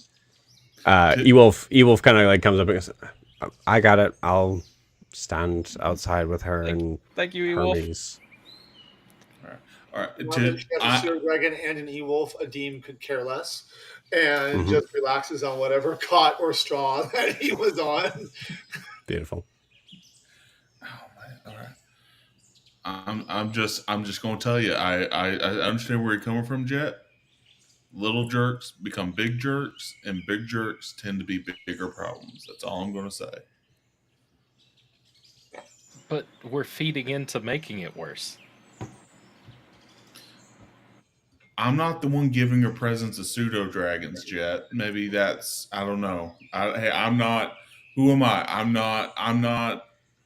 Okay, at I that, don't know. Deem gets up and walks out, but nowhere near Alyssa. He just is like, I don't need the two people who don't have children arguing about how to raise children.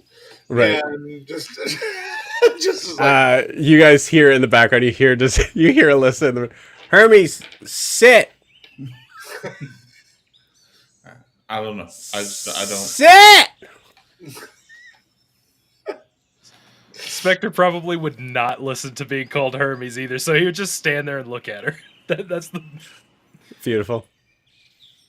No, I don't. I don't know. I'm not. I don't know. She's just with us. I don't know. Anyways, is it all right if I go over here now, though, or did you want to talk about parenting a little bit more? Or no. You're fine to do what you want. I was gonna give you something, but now I don't know if I want to. Well, you're giving me quite the lecture right now. Is what you're giving me. Is there something Two else? sentences is not a lecture. Would you like a lecture? And I will go through the whole lich spiel again. So wait a second. If I do 1,000 ant souls, does that make me a lich? No, as well, you or- cannot become an ant lich. Or maybe. How much power do you think? And it just Alyssa- goes on. Alyssa peeks her head in and just goes, "This dragon is." Never mind. Just kind of like eyes it up. Sit! And you still hear that. All right. Just gonna go over to like a bed or something and sit down. And what I was planning on doing with my my downtime here while we're sitting around and everybody else is running around, I would like to make a spell scroll from one of my spells, if Okay. possible. You got it. I'm We'll subscribed, so I can do that. I believe. yeah. We'll handle that in a second. Yeah. So Titian, you walk over to the corner of the room. Yeah. I want to walk over to the corner of the room, finally, after getting sidetracked. No, I'm Mhm. kidding. I love that. I love that interaction. And Tishy's just going to, like, pop his ring, and he's going to do a little sending. Okay. Who are you sending to? He's going to send to Eldrin. Okay. Since that's the name he heard. I met Aesop. Says he has something to give you. Possibly wants to hunt y'all down. Do y'all harm. Send a positive vibes y'all's way. Titian. I feel like Joe didn't hear what you said. Sent a bunch of pies your way? Sends a bunch of pies your way. Sorry, accent. I met Aesop. Says he has something to give y'all. Possibly wants to hunt y'all down. Do harm to you. Send a positive vibes y'all's way. Titian. Cool. Eldrin, you hear send a bunch of pies your way.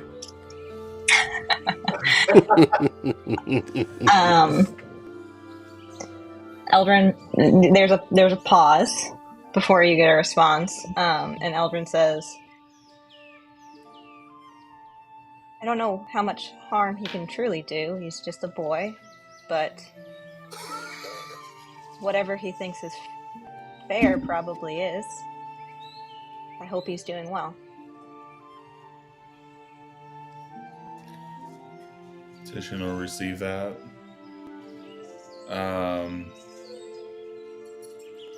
And I think he'll reply back one more time. He's not just a boy, he's a pretty scary boy. Been carving a lot of masks, doing a lot of magic. Just watch yourself, I recommend. He's real scary. He's a real scary motherfucker, I guess. I don't know. Yeah, I'm going to ask just for a second, to clarify here. Titian, are you going to say any specifics of why you're telling them to look out for themselves? Well, I said that he's hunting them down. That he has something he wants to give them. But How do you know that? He said he does. He said yeah. And what else? All right. I'll say. Let me. And if you think in character, you wouldn't mention what I'm talking about. No, the DM is asking me. All right. So here, All right. I'll put it like this. He's making masks and puppets of y'all. They seem to be imbued with magic, and he said he wants to deliver them to you personally. I'd recommend you keep an eye out and try to avoid that show if you can. Noted. And there's a long pause. And then she says, he wasn't scary when we first met him. My heart breaks for him.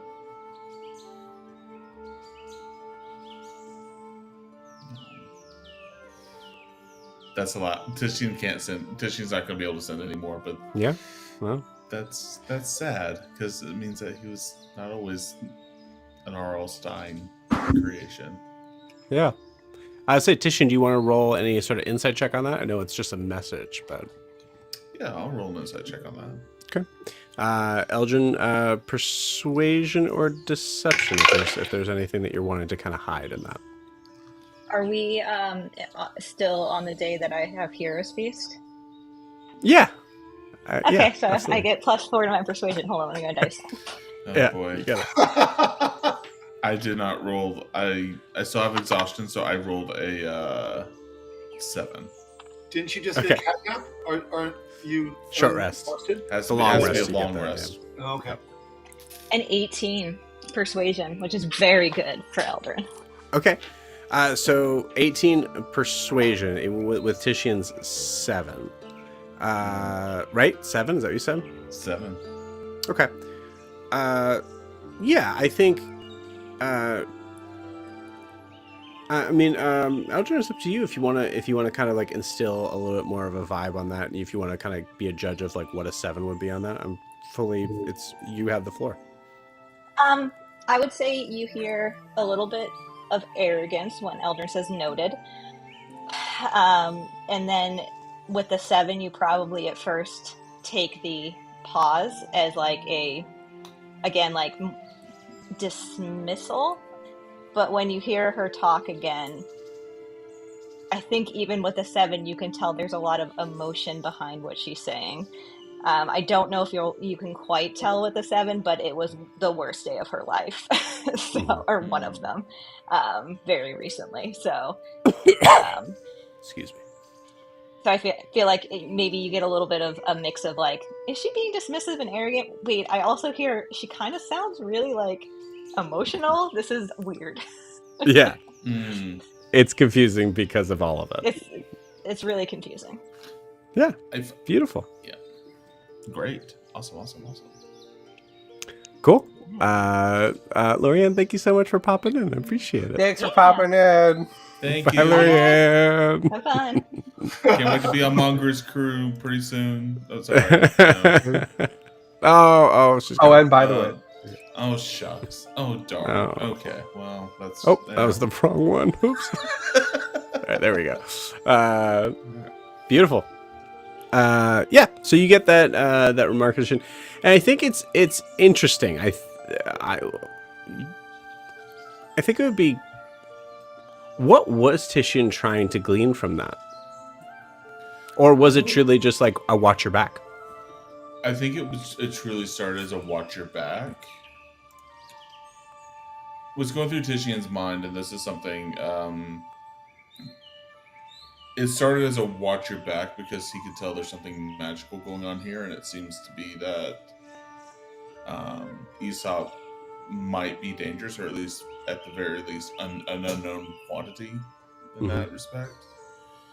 But what he did glean from that, just hearing a little bit from Eldrin, is that this kid, if nothing else, what he heard is this kid has not always been this way. Right. Which means that Titian's heart, in his heart, this kid is that much more vulnerable to some extent, I guess you could say. Yeah. Say, give me a.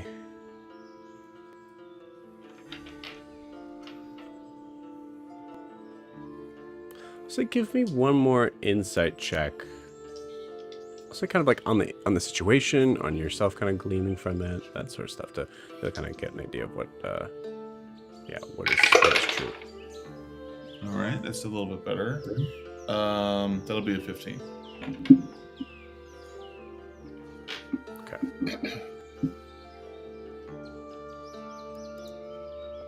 All right.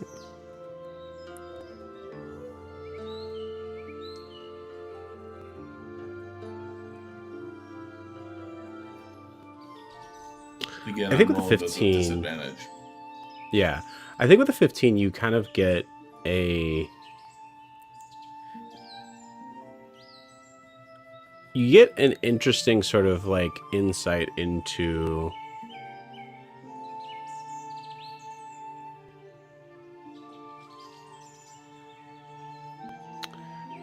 into an idea of... It's a somewhat surprising reaction that Elgin gave, based on the knowledge of what you've seen, right? The idea of Aesep being someone who has not always been this kind of creepy looking character. I think it's up to you, but I think it kind of gives you a vibe of like,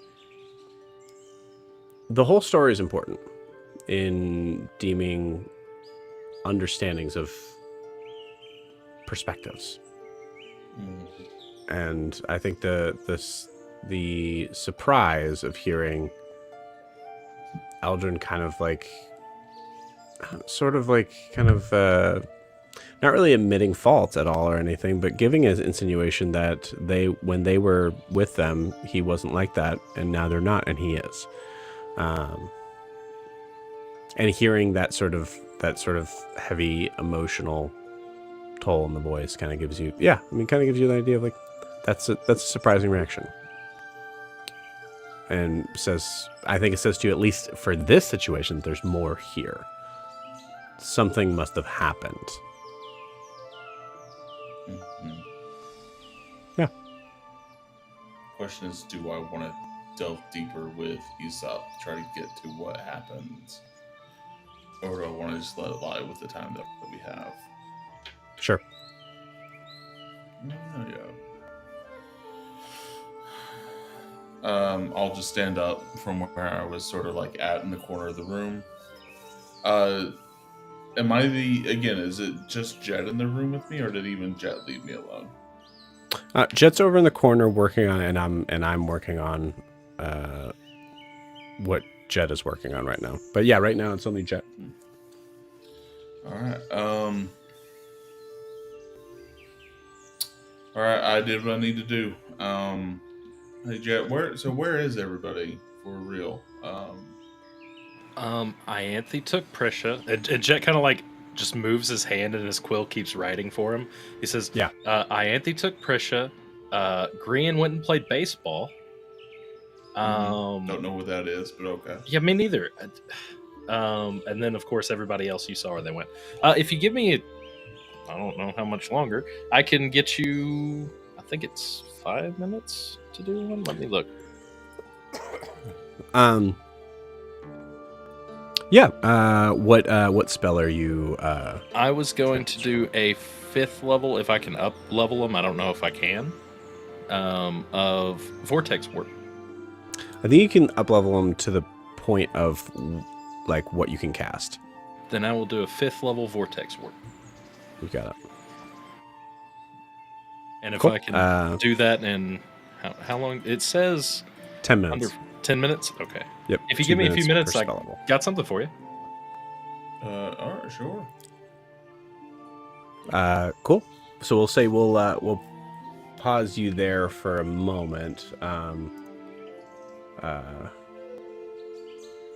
And we will come back to Ianthe and Prisha. So you guys are heading back, or sorry, excuse me, I fully forgot. You guys are heading to Helga. As you were getting there, you hear actually, I'll say, go ahead and roll me a survival check.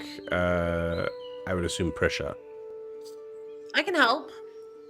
Probably not, but Yeah, you want to give the advantage? I'll give you the advantage. No, I think she said. Yeah, hey, thanks. Yeah.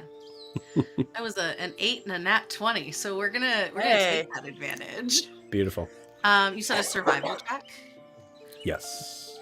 Nat 20 for a total of 27. Ooh. Beautiful. I have few good skills. I will give you something else on that nat 20. Okay. You notice that there is the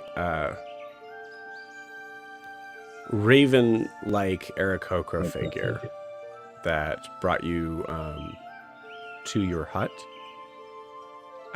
You notice is like standing on a branch high above you. And I think with a nat 20, you did your original perception check around and saw that there was no one there. But I think with that nat 20, you actually recognize how hard it would have been to actually find him. And you wonder how long he's been there.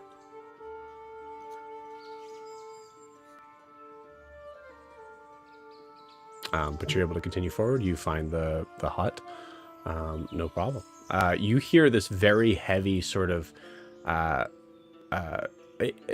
I guess it kind of like... It's like a heavy, hard... like packing sound. It's almost like... and with like a little bit of like a squelch to it. It sounds like someone is like... It sounds like someone is punching someone. Oh. And you Like hear actually what? some like kind of like grunt sort of like things with it, like We're I gonna think we should go and figure that out, intervene. right? Yeah. We should at least see. Yeah. Someone could be getting hurt. Yeah. Lead the way. And Prisha's gonna goat hop her way over to the sound. excuse me. Great. As you guys walk in, you see, and like I said, on the other side, you see that like kind of like bucket, water Are we sort going of pail. into someone's house? Yeah, we're yeah. Okay. That's where you're hearing the noise, and it's behind a closed curtain. A curtain. I think. Yeah, I think she'd just go in. Cool. Yeah. I want to say that she'd knock. I don't think she would. Wait, shouldn't we like announce ourselves or something? I mean, we don't want to be rude. Are you okay? Hello.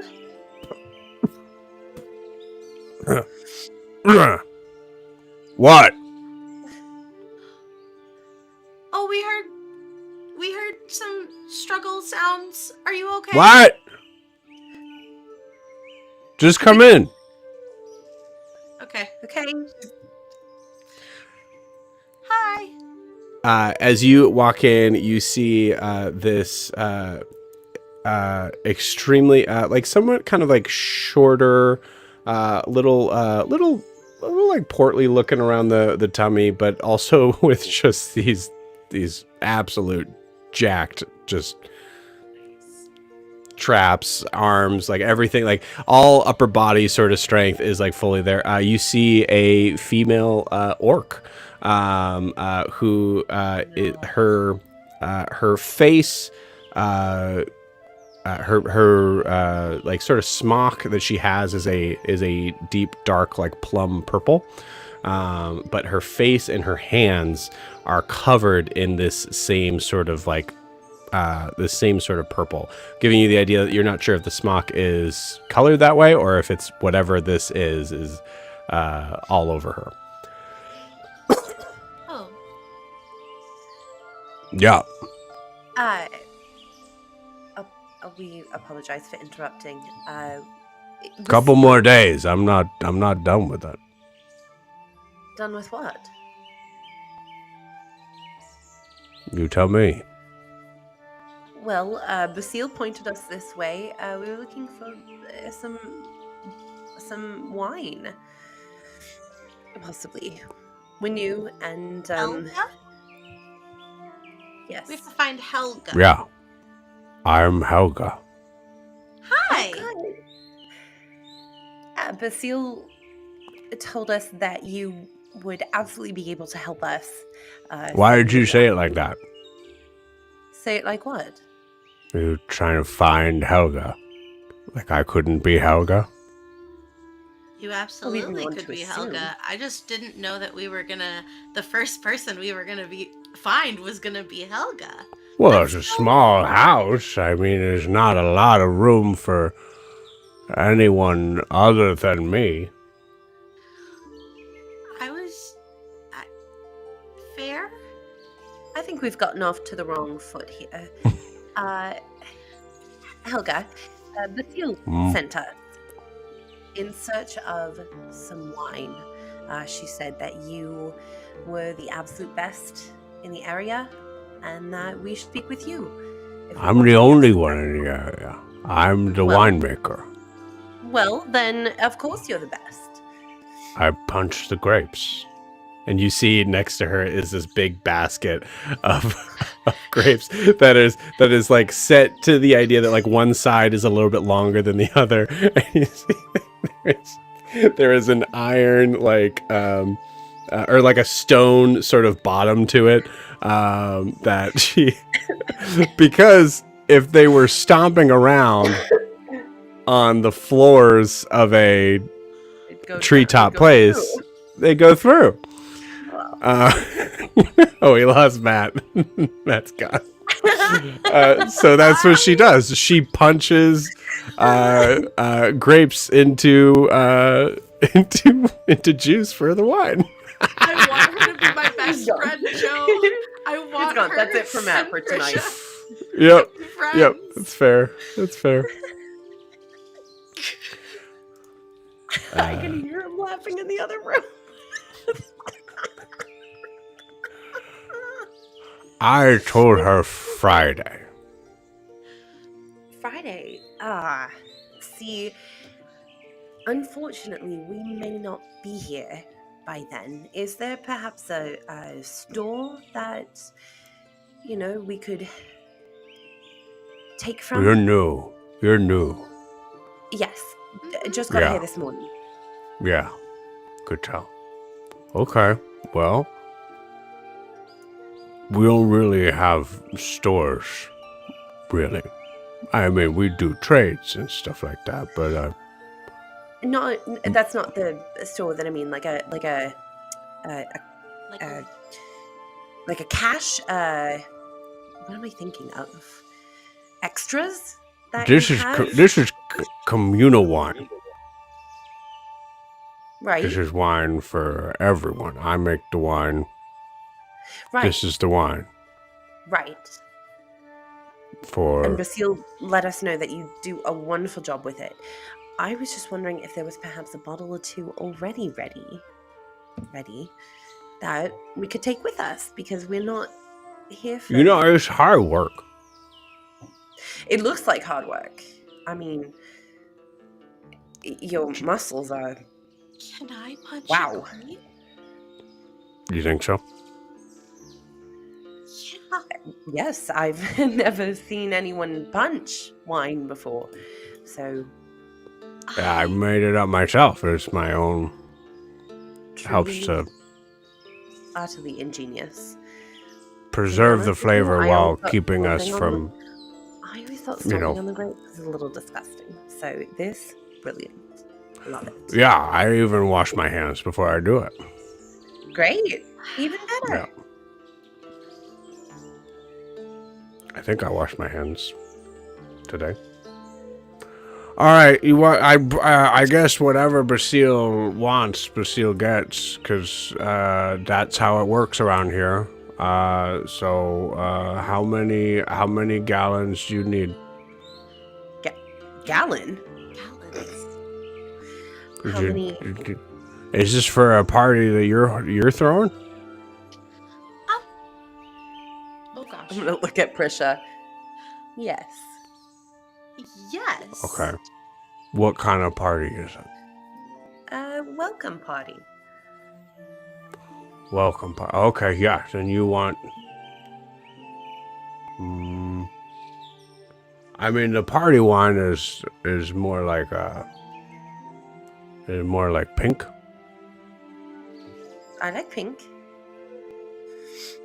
Okay, then you get the party wine.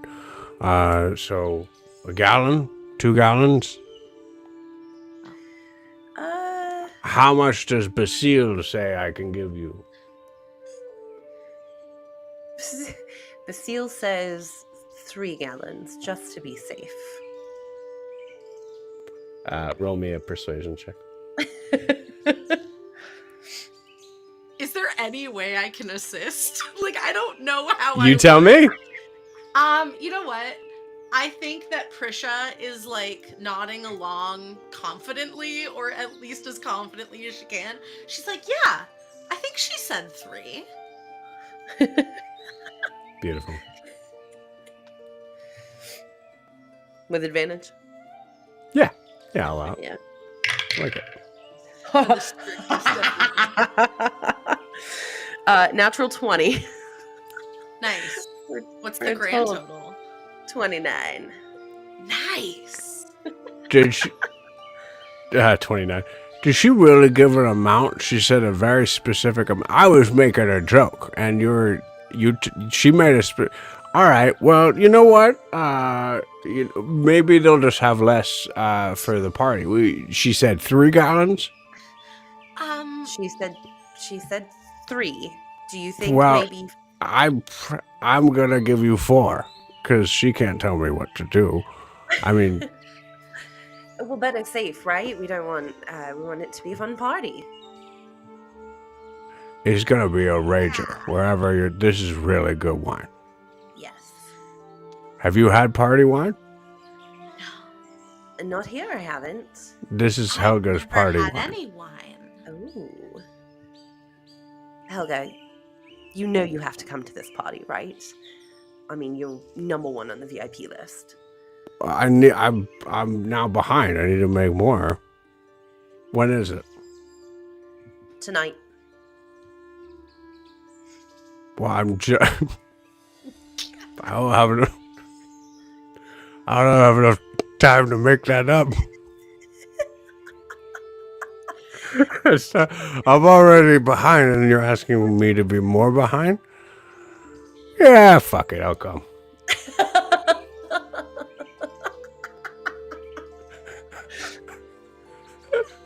20. You gotta honor a nat 20, right? Yeah, fuck it. Am I following you? Where is it? Do you know where it is? Oh, it's not for a few hours. We're still sort of gathering supplies, getting word out. But if you see anyone, let them know that there's a party tonight at the New People's Hut. No people's hot. Okay. All right. Everyone's gonna kill me. Okay. Well, how am I? What? So what time? What time is it right now? This is about kind of. I'd say like 6:30. How far are we few from hours after sunset? That. How far are you from what? Sunset. Pretty close. I'd say about a half hour. Okay. Tell you what. When you see the first 3 stars in the sky, come by. Oh my god, you're one of those. Are you a druid? You given like the star direction? Do I have to follow the stars to get to your hut? No, Do you just know where follow our the hut sound of is? music. Yeah, it's a new place hut, but you just Yeah. okay. I mean, how do you? What? That's how I always told time. How else do you know what? That was when Where in growing day up. it That was like my is? curfew. There's sun that comes through the curtains, Uh huh. So wait. and then the sun goes down, and I go to sleep, Not or I tonight. drink party wine. Tonight well, we're doing that. Then when the sun goes down, drink party wine. All right. All right. Okay. See And you then in a come bit. to where there's music. There's gonna be music. Yeah. Okay. That's what Ianthe said. Do you do you need a? Oh wait, hold on. Oh my god! Please tell me Hell there yeah. are bars that Hell yeah. punches wine. Do you need a bagpipe player? We Yes! absolutely need a bagpipe player. Do you know Okay. one? Are you one? I'm the only one in this hut. You keep saying, like, yeah, no, it's me, Helga. Helga, I make party really- wine and I play the shit out of the bagpipes. I'm a Okay, real this party character in this campaign. Helga, this party cannot This is happen like without the main you. NPC in the new campaign.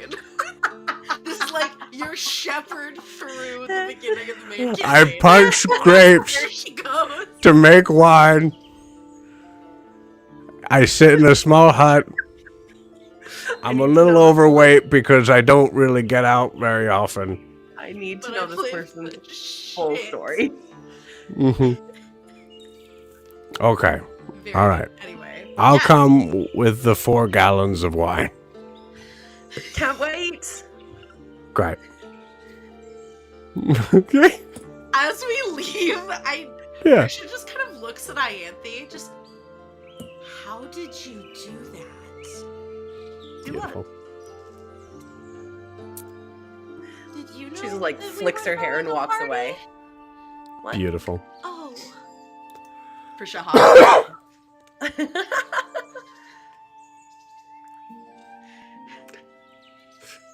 Anyone we pass on the way back, I'm letting them know, hey, there's a party tonight. There's a party tonight. You have like the really uncool band kid following the really cool cheerleader. Yep. Yeah, Cool. very much so.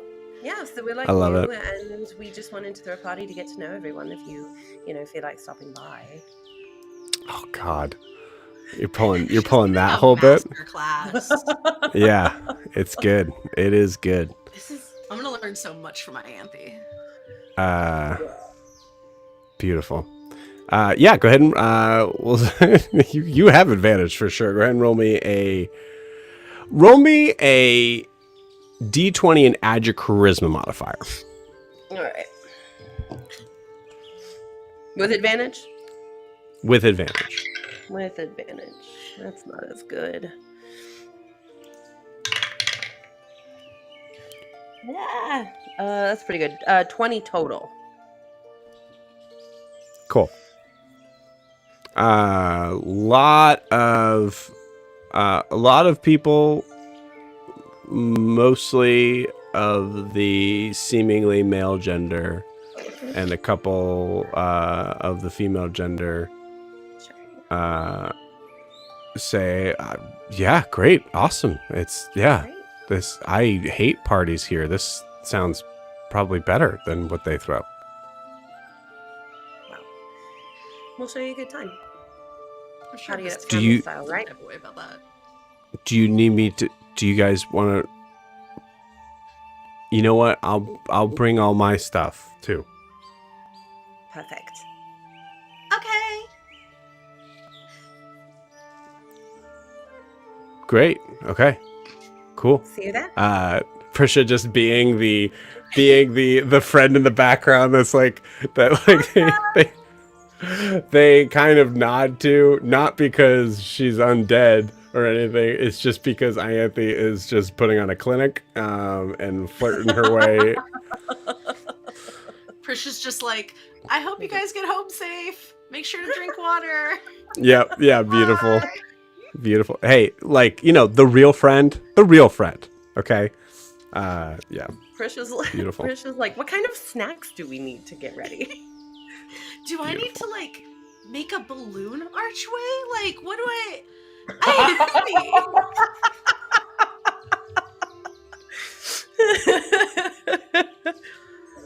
Prisha's entire aesthetic is middle school prom. Let's go. Yes. I love it. Cool. Grian and Basile kind of come back. Ianthe is not. Ianthe and Prisha are not there yet, as they're taking their time coming back because they got a party to plan, or they got a party to invite everyone at to promote. Yeah.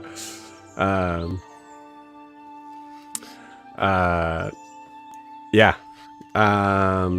So I think Basile kind of like shows up as where hearing Alyssa just shouting, "Sit!" Alyssa, are you okay? Hermes won't sit. And I'm bored, and Titian yelled at me. One, who's Hermes? And two... Oh, okay. That's Hermes. Got it. And two, I'm sorry Titian's being a butthole right now. Yeah, go beat him up. I will do that after a meeting I have to get to. Is Ianthe here? Is she inside? Is she back? No, she's probably off doing something fun without me. I'm sorry. That must feel really terrible. You see Basile. Oh no! You see Basile kneel down to Alyssa and. Hi, little one. I'm Basile. It's so nice to meet you. Who's your friend? And Alyssa looks at Grian, makes a face, rolls her eyes, and walks inside. Oh, okay. Can I just ask Joe, are the people inside able to hear any of this conversation? I think I think the idea of hearing the yelling sit might be like tuning you out, possibly. I think, honestly. I mean, we'll say go ahead and roll a perception check. We'll leave it to the die. I'm just wondering how open the space is more than anything. I mean, that's a 6 for a 15. Yeah, I'll say it's hard. I think Titian, you're trying to kind of pay attention to Jet, as Jet is probably at this moment also giving you something. Jet, what are you presenting to Titian? I have a scroll that I will hand out to you. I don't know if you know how to use these, but I can teach you. The last few times we've had conflict, you've been far away, and you've led things away from us, and this might help. It's Vortex Warp with 150 at 5th level, I think, feet. So you can swap places with somebody, or move yourself, I think. Another creature other than you. So you can move things around, or bring someone to you. And at 5th level, it is 180 feet. So just above board, because it's a higher spell level than what he can cast, he'll have to roll to see if he can cast it. Well, if I'd have known that, I'd have done it lower.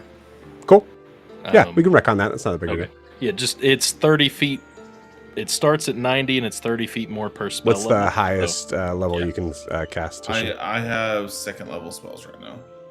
Okay, then that is the normal, so that is 90 feet. You can move somebody, and bring someone to you, or move an enemy displacement is the whole point of it. Beautiful. Nice. You don't have to be alone up there. This is more than I think, man. I appreciate it. I wish I had something to hold on.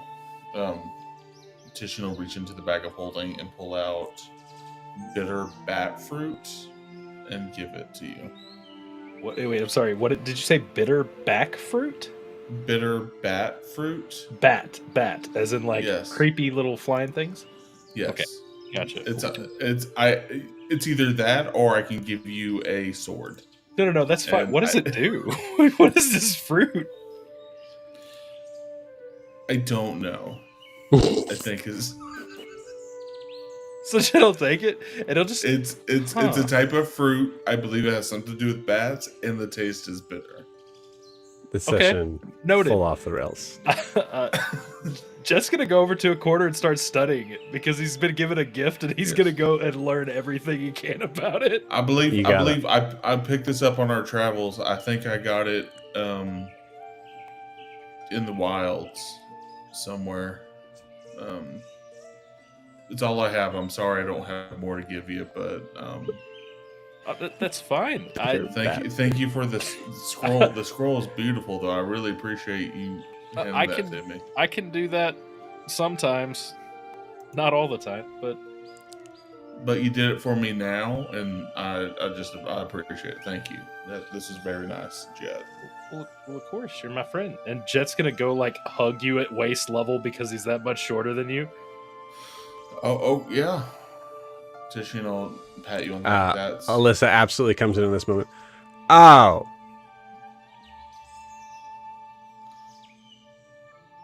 Just says, okay, thanks, buddy. And he'll just take the fruit over to the corner. yeah. Tishina's just gonna kind of glare at Alyssa a little bit, just not in a mean, not like in a super mean way, but he's just gonna be like, "You didn't have to ruin that moment," and like he's just gonna like keep quiet though, otherwise. Beautiful.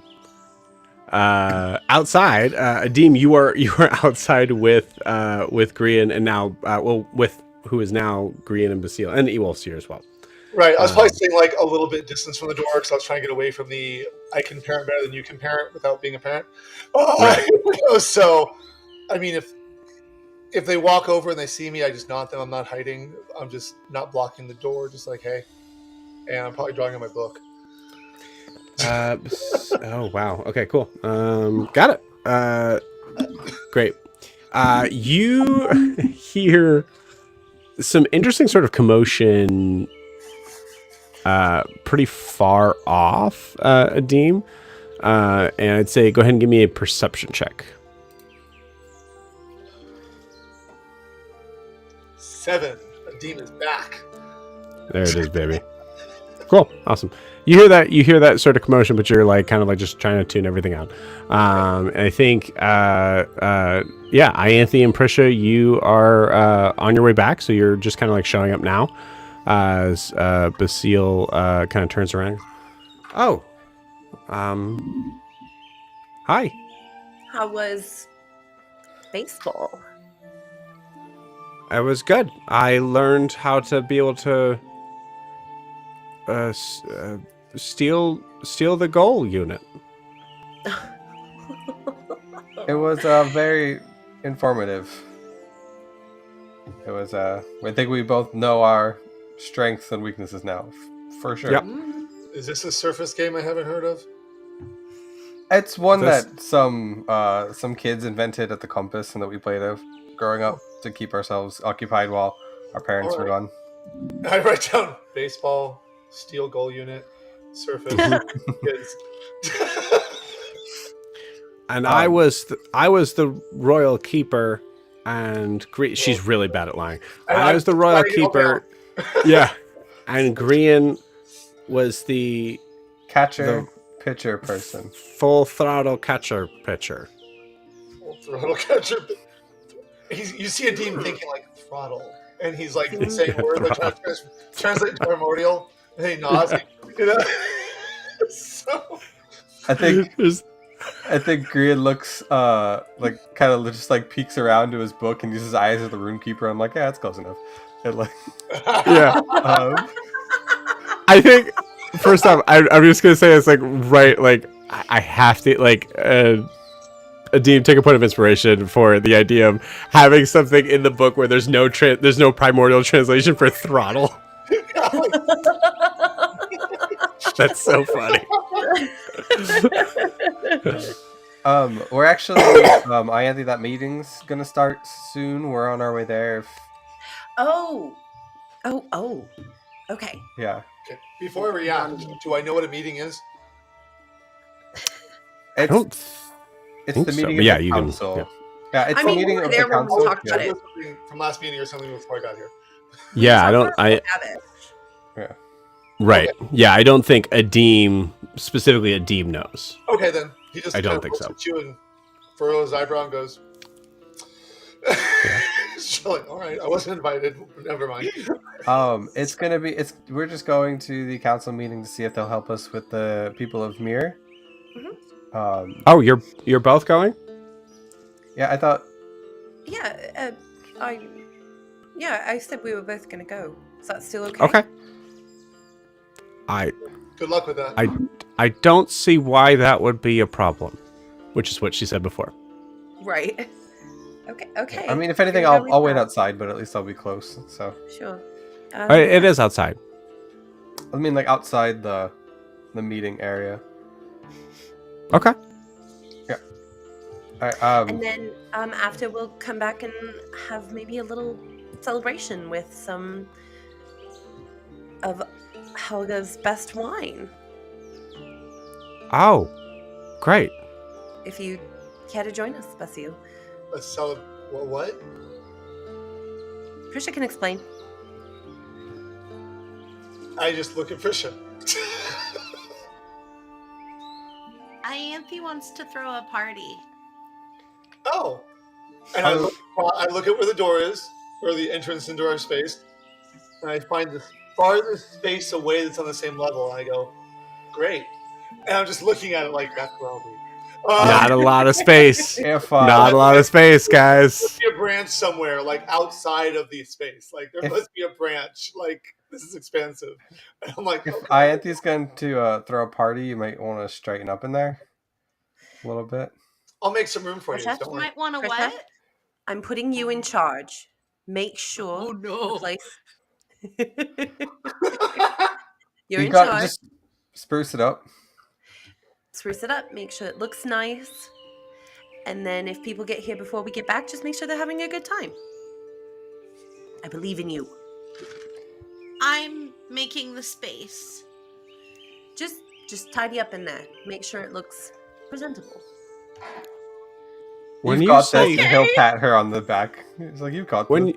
when you say party,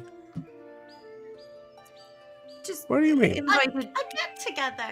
Wait, no, Just she. invited a few people. Helga's bringing some wine and her bagpipes. Okay. I've got my violin. We can kind of do a Yeah, duet thing. yeah. It's Right. just gonna be Well, like it's a just little- it's not, where the party day is a couple days from now. Oh, this is like a precursor to that. It's just sort of a, thank you from us to the family for letting us stay. Oh, okay. Yeah, I guess that's a way to look. Yeah, that's a way to swing that. Yeah. Okay. Just sort of a fun time for everyone. And depending on how many people show up, we do have the swill in the bag that we could always pull from. I forgot about that. That's perfect. Yeah, if someone wants something a little bit harder. Well, how many people do you think? Oh, a handful. No more than 10. -1. Okay, just make sure, okay, just because I don't want to, end up having you guys in trouble for throwing a party when it's not the day. But if it's just We won't cause any trouble. It's just going to be fun. okay, yeah, just a small get to. That's fine. That's great. Yeah, it's good to kind of welcome to the neighborhood to just make. Yeah, okay, great, awesome. All right. Well, good. Grian, ready to go? Or Ianthe? No, both of you. Yeah, You're I'm both ready. going. Yeah. Okay. All right. Well, We'll be back. let's go. And you guys walk off. Horrible decision that I've made, and I'm excited. Prisha, do you let everyone know the real plan? I mean, we gotta RP that for a moment. Yeah, and what is the real plan? Throw in a rager. Yeah. She's gonna walk. Prisha's gonna.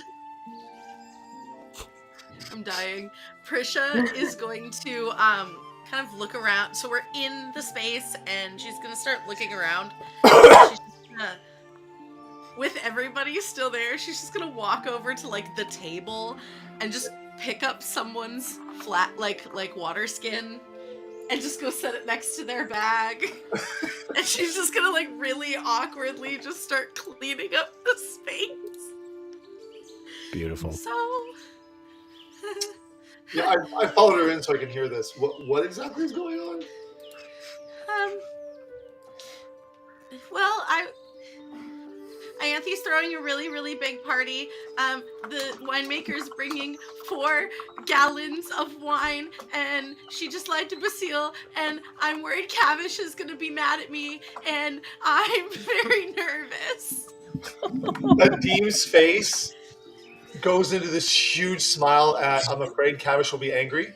Forget the rest of it. And goes, awesome! And he starts helping to clean up. He's like, she's gonna look at Titian, and then to Jet, and then to Grian, like, oh wait, Grian's not there, and then from Titian to Jet, and she's gonna go, I made Adim smile. That's not a good thing, is it? That's a lot of wine. He's using his water and feeding it, and cleaning the space. It's like just gonna be so clean. Hi, Alyssa. Hi. That's a lot of wine. My mom and dad, when they throw parties, they have a lot less wine than that. That's a lot. Alyssa, have you been to your parents' parties? Oh yeah. So when Oh no. You're the worst. I'm glad it chose this moment to like freeze Joe's computer real quick. Oh no! Oh, I didn't realize he froze. Straight up. No, straight up, I'm like, have you ever heard of the movie Animal House? And it's not just because 3 of us are not humanoid. Like, Oh my god, this has been the most chaotic session. I don't think there's been a more. I think this is the most off the rails. This is so much This is fun. basically the Reckless, just so you know. If you haven't watched it, this is our life. On that ship. Look, we broke the DM. That's what matters, right? Yeah, we kind of like broke the stream. So this is so Jack is literally like, oh yeah, challenge accepted, and just like basically is cleaning the whole space. I'm just like, I'm cleaning to the best of my ability. I'm not going to be inside when it happens, but because parties and people I don't know, that's not going to happen. But I will help my sister prepare in any way I can. If it's going to piss off Captain. If you ask Jet, he'll go around and cast prestidigitation and clean up some, and he'll say anybody who's got stuff that just get it together, and he'll put it in a dome, and then nobody can steal it. Perfect. He'll just sit in the dome and research or whatever. I have imagined that Joe is going to say yeah, and like all the guests put their keys in like a fishbowl. Oh my god! Oh my god! Hey, Green, why don't you start that? They may not know what it means. Right, let's go. Well, if anybody needs to like sneak around the family, this is like the time to do But it. I'm guessing there aren't keys, Green, so you need to find something else they can put in. So like they can't be keys. They don't have doors. Yeah, exactly. They're pine cones with their names written on them. They just hang them on the wall. Or something like that. Okay, so like, Oh my God. what is this party gonna look like, guys? I don't know. Like, I was should just- make I was a just- balloon arch. I was just thinking, like, Titian's like not cleaning, but he'll be down to hang streamers and shit if that's what it takes. Yeah, I mean, like, we have the beds. We can we rip can up all make of it Prisha's dark. clothes. They're Prisha, garbage don't you anyway. have, We'll make Prisha. streamers. Prisha, do you have Druidcraft or something? Oh, you know what? Let's make I father sure vines do. for streamers. I say, I love that. You realize if Prisha makes them, they're gonna be like thorny and gnarled. Perfect. It'll piss off Cabbage and more. Just Great. go. Yeah. Oh my god. Yeah. I'm making a list of party decorations. Let's go. I just between Prisha and like everyone else in this room, it's gonna be like a party thrown by the Addams family. Oh, wait a minute. Yeah. Prisha, grow some mushrooms in the corner that look like skulls. oh, Agatha has dancing lights. I do. I could You summon can a make. fae. Oh my god! I'm gonna make a disco We ball. can put dancing lights inside of the little skull, the little mushroom skulls. Yes. We can put the lights inside of them and make jack-o'-lanterns. Ooh. I say, if you find something like Dun-dun-dun-dun. ballish, Yeah, I could this cast is light what- on it. This is and what we could have Cavish a... needs. Is this like So- goth party? Oh my god.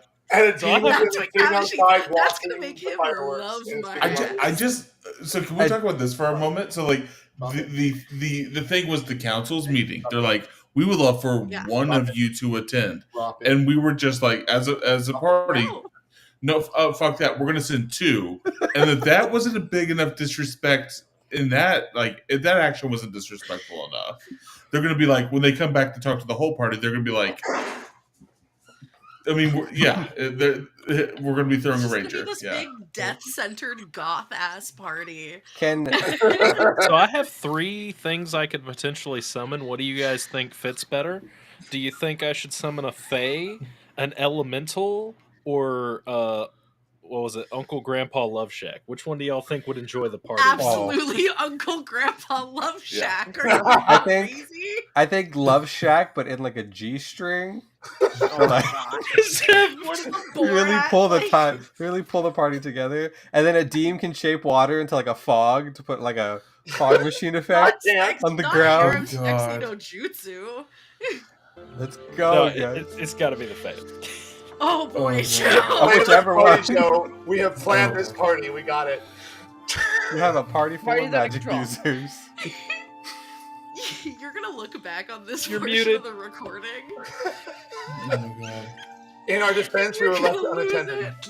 Yeah.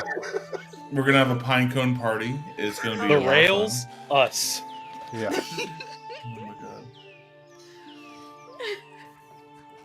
amazing. Jeez. Okay. Sorry about all the problems, gang. I don't know No, why- we were Tuesday getting the party specifically. plan. We're good. Yeah. Come on. Beautiful. I'm All I'm excited to be surprised. Alright. Oh, you'll be surprised.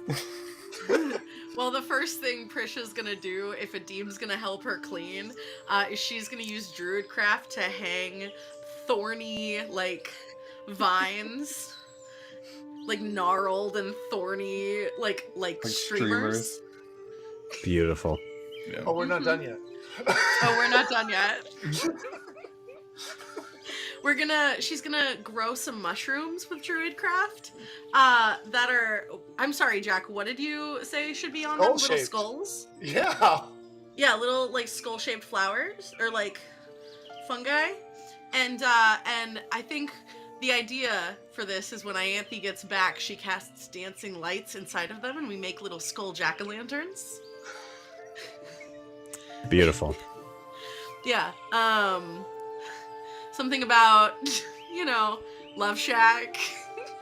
No. Okay. See, here's the thing. I have a choice of 3 things I could summon, and it's between summoning a fae or Love Shack right now. And I'm I mean- 50-50 on either way. But I would do Prisha the wanted me fae. to put him in a. I'm sorry, Kay wanted me to put him in a G-string, and I don't I think was I not could the do one that said G-string. Oh, I was somebody gone said- for like I only said that a you should minute. Summon him in a There's so much G-string, happening, just like Joe. add to the You have party. no idea. So good. Yeah, I should probably Anyway. just summon a fae. It's probably the most realistic, for the area. So we're kind of Beautiful. gonna I be a mean, bunch of as long weird, as they're in a G-string, I think we're disrespectful good. goth kids, And like a we're just gonna chipmunk throw like type. a goth rager. I love it. That's Oh, no, great. It's gonna be a Trixie fae. Like Prisha's Definitely a really Trixie one. trying to make it look like nice and bright, and the more she tries, the more like gnarled it gets. Like the plants that she's using, or like whatever. I like that a lot. And Jet said Yeah. he's gonna prestidigitation the place. That was a mouthful. Clean it And all then up. Adim is gonna, Make the low-level fog. yeah, Like to the have like a Oh, fog yeah, yeah. machine effect. Yeah. Great. I like it. Just like Cavish love me. Here we go, Yeah. guys. That's awesome. I like it. Very cool. Sweet. So,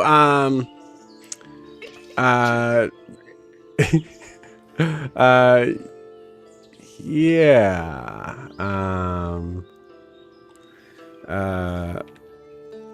As as you guys are planning this, we have Ianthe and Grian kind of walking along with Basile. Yeah, anything to ask like Basile before you come up to the council meeting? Is there anything that we should know about the council? Well, a lot of them have been around for a long time. I'm like the newest member, and I'm, I'm older than I look. So just be aware of like, there are some figures that are, that are like set in stone. That'll be funny in a second. That are kind of more just set in stone with things. So just play up the card of you're wanting to help people, and that's why you're here. But I'm sure you guys will do great, and I'll be there to be able to, you have my vote, so there's one. That helps. That really helps to have someone who believes in us. So thank you. Yeah. Agreed. It has to be unanimous. So there is that. And it's like 5 people. Yeah. 7 people. 5. Yeah. So me, Kavish. There's a. Cavish will let nothing. Theros. You'll meet him. Have fun with that. There is Eliara. Make sure you like how she presents her name. Make sure you say it how she says it. It's Eliara, but she'll say Eliara. Gotta be like really soft on the R. And then there is Cylindra.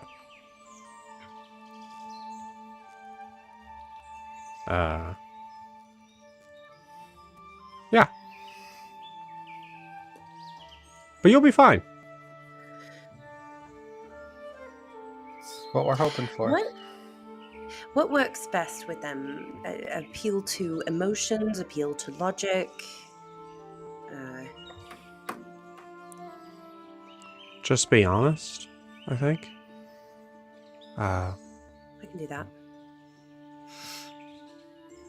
Yeah. And remember that they're also looking out for what would be best for the...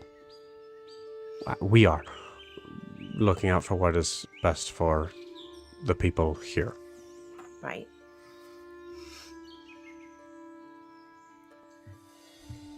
But yeah. This little get together tonight. Would it be weird to have one more? No, of course not. I don't think so. Okay, great, awesome. I'll bring my drinking clothes. Perfect. Yeah. Great. But still, remember when we were talking about you speaking my language and saying things that I like to hear? That, very much my language. We're both speaking Elvish. Are we? That's not your language. What's your language? Fun. Drinking clothes. Okay, we're both speaking Halfling. Probably pretty close, actually, yeah. Okay, great. All right, I'm getting there. Both speak. 1 second. You see her kind of take out the same as you start. Both speaking Halfling.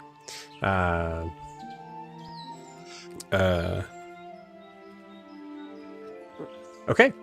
And as you guys approach, you notice that this place seems to be kind of extended up a little bit higher than the rest. You are actually having to climb a ladder at a certain point, which Ianthe, I'm sure you love, as you are now getting higher up into the treetops, and quite literally for where you are, the treetops. You are now above the canopy here.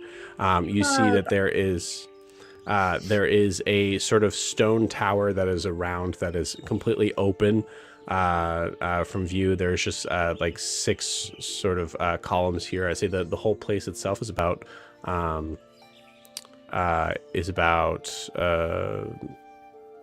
a 50-foot diameter circle. There's no railings, nothing like that. And you see that the others are already here. and I will give you what they look like here in a minute.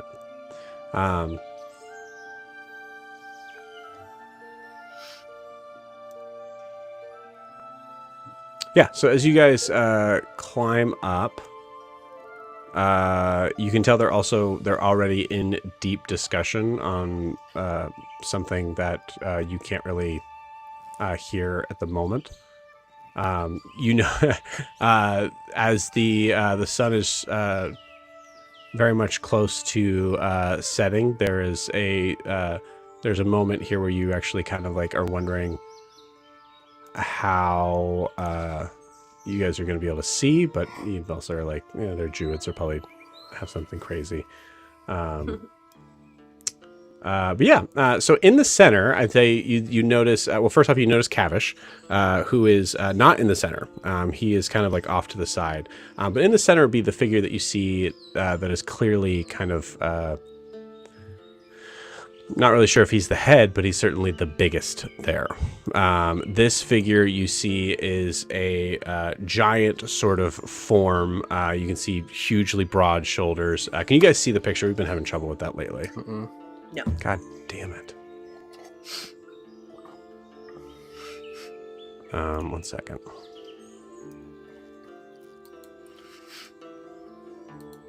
I'm going to do this and just try, maybe I just re-add it here.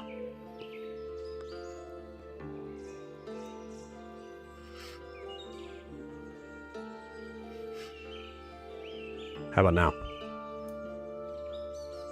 No. No, I just No? see gray. Okay. Yeah, now I just see dark gray.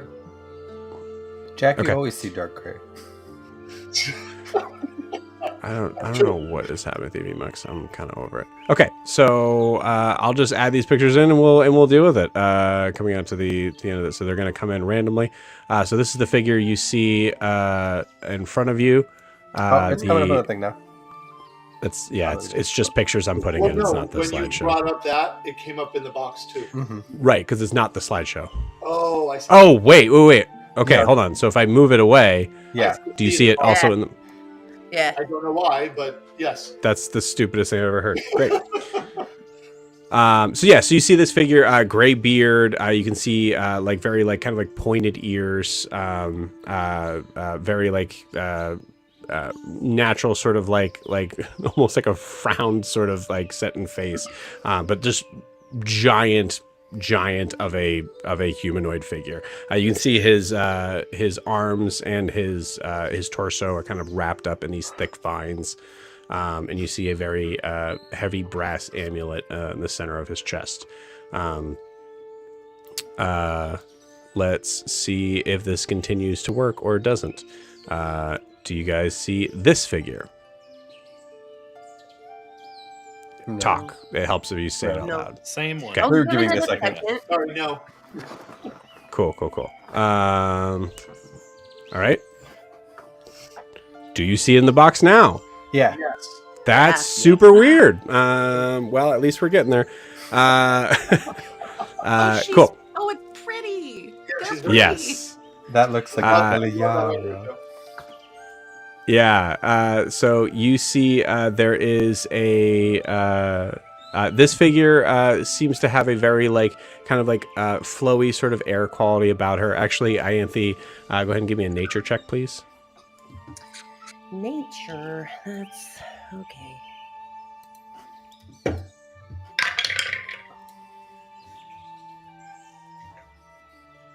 Nine. Okay. Cool. You got it. Sweets. Yeah, you notice that she is also Cavish and this other figure and her are in discussion about something, but she's the only one that seems to kind of like smile at you as you're walking up. Very like sweet, sort of like almost like him in that kind of like effervescent sort of smile. Everything feels a little like very like flowy around her. You notice that like her I think it's fun. With like Ianthe and Green here, you notice like her clothes leave very little to the imagination, which is fine for the situation. Very druidic in that way, though. Yeah. And then finally, I guess, well, I guess I'll add it to the slideshow first.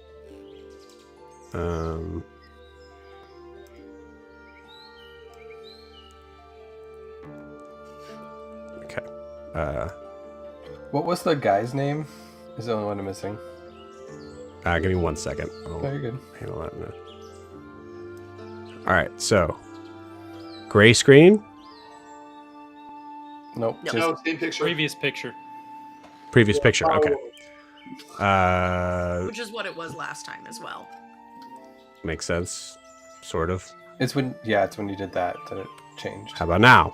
Yeah, there you go. Yes. So weird. Yeah. She looks All like right, let's check. Let's check one more thing here. Do you see the guy again? Yes. Okay, great. Cool. All right. So the male figure, you assume that this is Theros.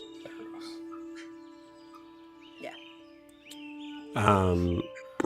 The other figures you're not entirely sure, but you'll find out very soon. You see Theros kind of like puts up a hand as they're talking, and all of a sudden everybody stops talking. Basile, please take a seat. We'll get started with the proposition from the newcomers. Welcome. Thank you for having us. We appreciate the opportunity to ask for help. Of course, this place was made for helping those in need. So, my name is Elder Theros Ironbark. This is, and points to the very flowy individual. This is Cylindra. Sorry, Elder Cylindra. And then the other figure is she starts to as he starts to introduce us, she interrupts us. And I'm Eliara. It's wonderful to meet all of you. We're honored to have the chance to speak to you all here tonight. My name is Greer McCraith, and this is my friend Ianthe Baratnet. Green, roll me an insight check, please. Okay, insight. That is a 22. 22. You see Cylindra,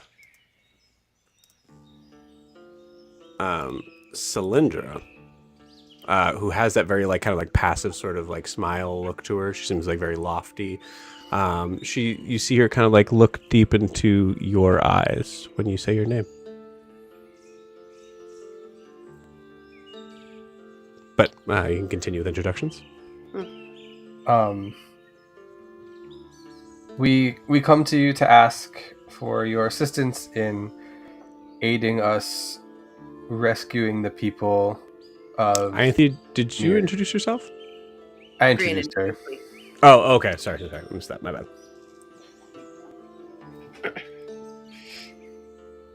bad. Please continue. I apologize. We just ask for your help to save the people, or to help rescue the people of Mir from Hasamal. Not necessarily in adding to any of our numbers or anything of the sort, but giving the people a place to call home, at least maybe temporarily in the meantime.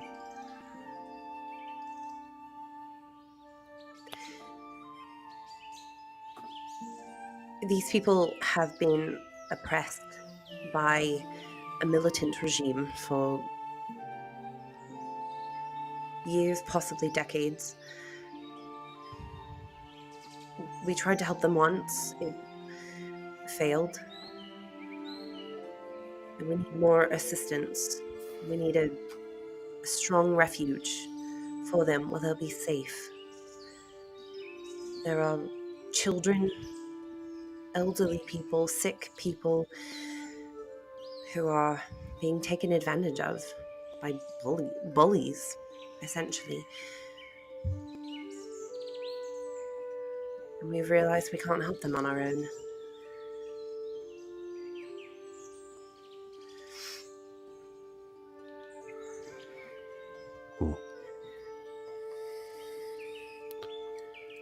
What exactly are you asking of the council?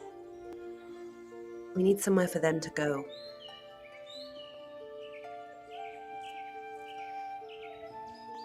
We've looked at places like Raven's Rock and even Dayer's Wharf, but Raven's Rock's not much of a livable town, and Dayer's Wharf might make a bigger mess of things for the people than their lives are already.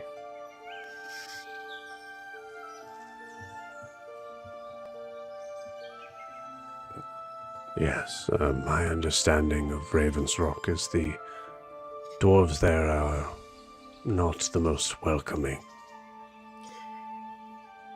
Well, we may have cleaned that up a bit. Ianthe, roll me an insight check. Ah! Well, all the dwarves are dead, so.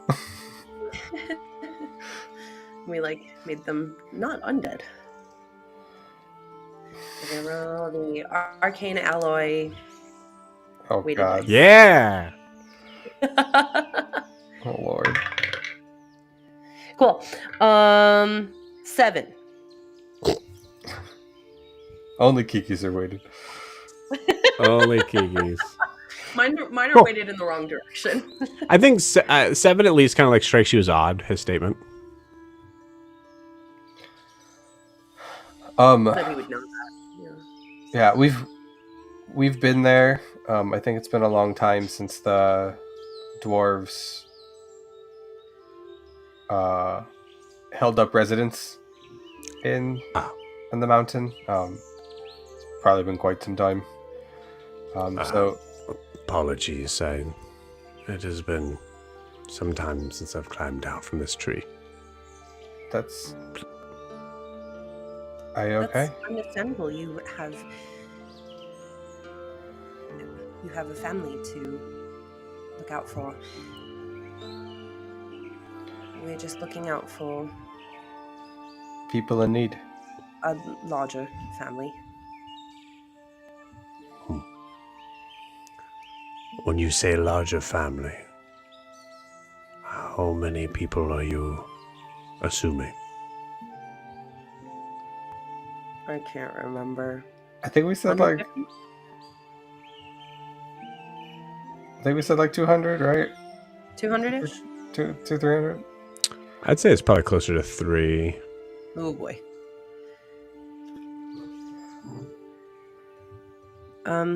It would be about 300. See them kind of look at each other at that number. And even if it's not all here, just there's obviously not a lot of places to go in the north here. It's a lot more wild than in the south, so just even if it's not here but somewhere to help them move to. I think really what we need is someone to watch over them. Help them restart their lives. Which is exactly what you've done here. Yes, but the difference here is the people come to us, and therefore they accept and understand that our ways are going to be their ways because they have made the trip here. For those to be plucked out of their homes, who's to say that many of them might not adhere to how we do things here?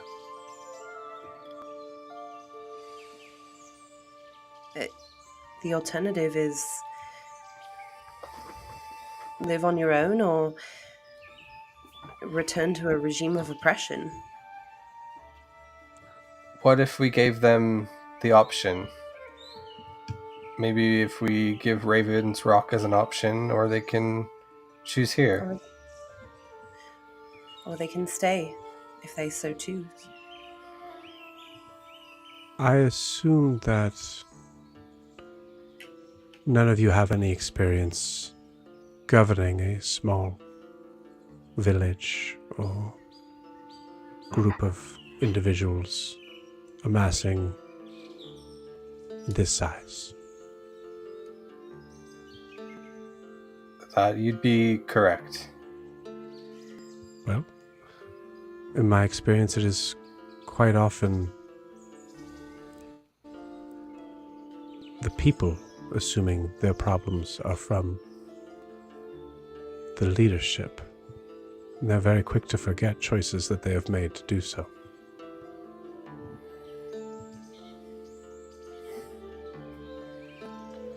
I understand where you're coming from, but that is absolutely a concern of ours, as we will be steadfast in how we handle things here.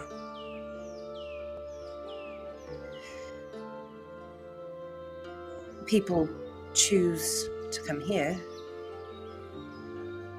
and if we gave them the choice to go to Raven's Rock, respectfully, I fail to see a great difference between the two options.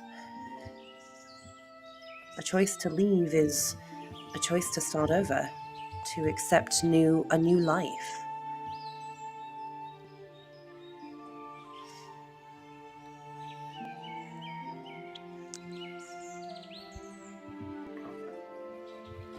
A choice that presents less sacrifice than those that pick up their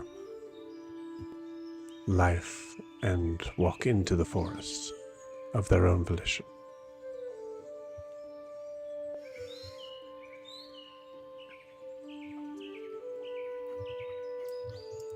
I will admit the circumstances are somewhat different. Rather than one or two people picking up their lives and leaving for the forest, we're offering mass transit for a few hundred people to pick up their lives and leave for the forest. It's just a larger influx. And again, we have no interest in forcing anyone who doesn't want to go, but we've seen the alternative, and it's... frankly, it's bleak for them. We can save one or two people ourselves, but if we can save more than that,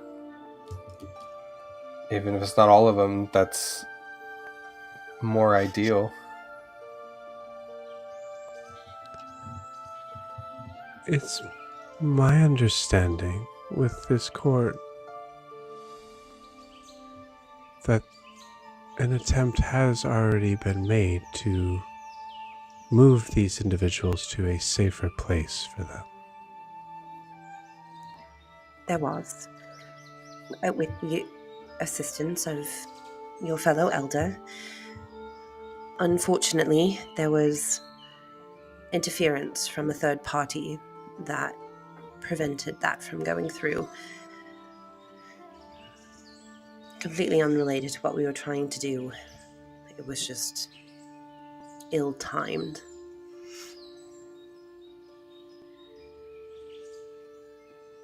Roll me a persuasion check on that one.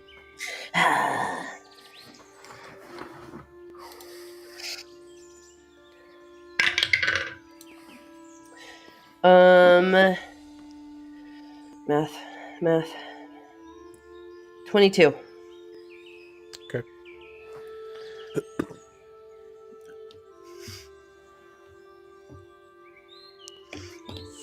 Fate often has strands connecting the unrelated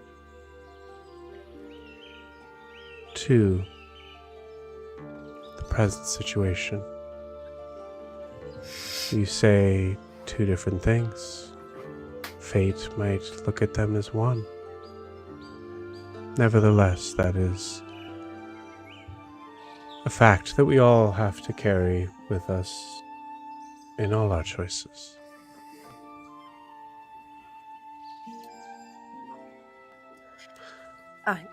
I think it's important that you learn from your past failures.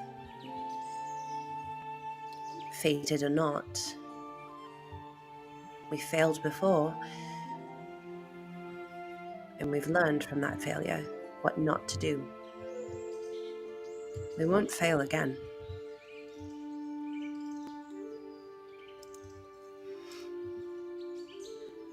And what makes you so sure this time?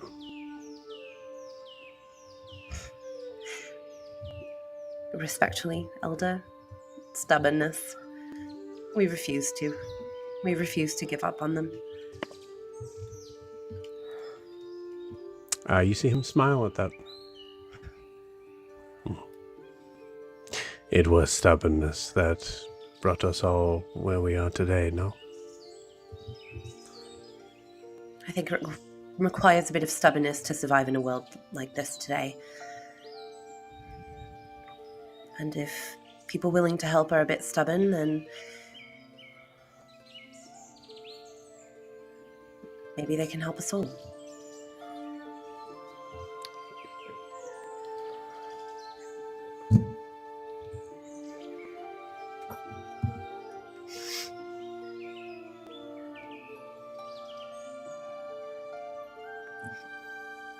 Is this when the battle map comes out?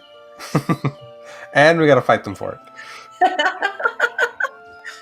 At 12:30. Let's do it. Oh my gosh. 2v5, y'all will be fine. We fight, we party.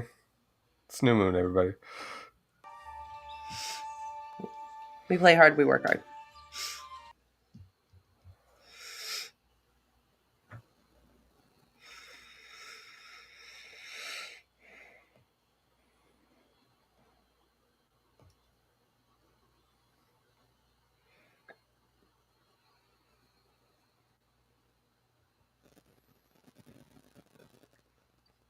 Did your headphone die?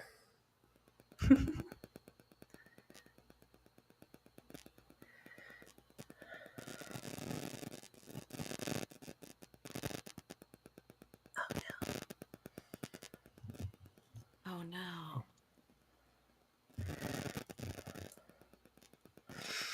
You're muted again. Yeah.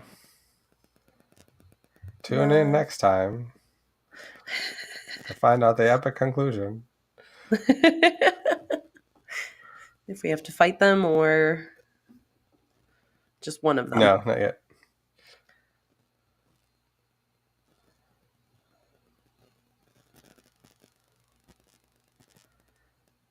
Still can't hear you. Mm-mm. Mm-mm. Also, the background music went off. I don't know if that was part of it or negative. Nope. Still nothing.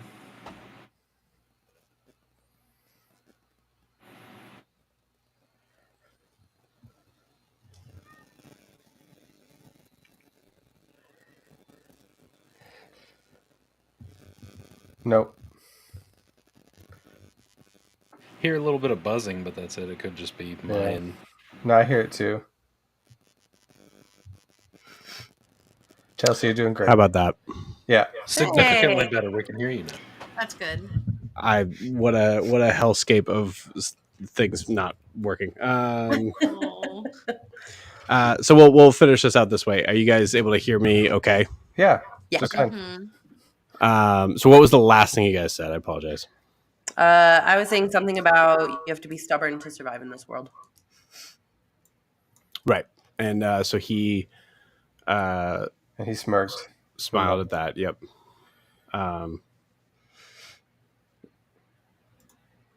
Cool. I don't know what, like the music's not even playing. It's so weird.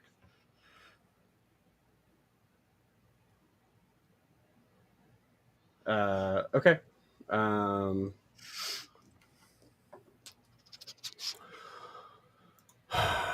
Let's see.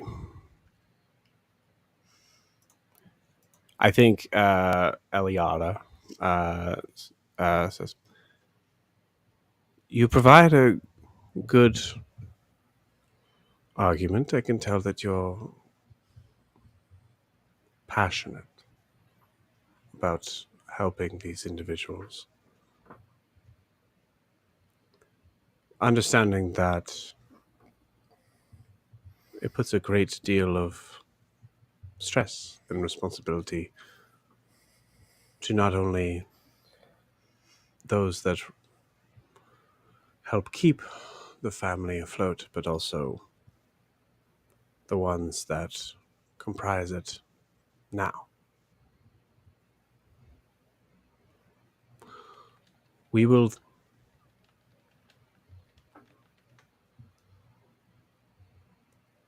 discuss this, and you'll have our answer within the hour. Awesome. If it helps, I think that they are farmers and land workers, so they might be able to help boost their crops and things to survive.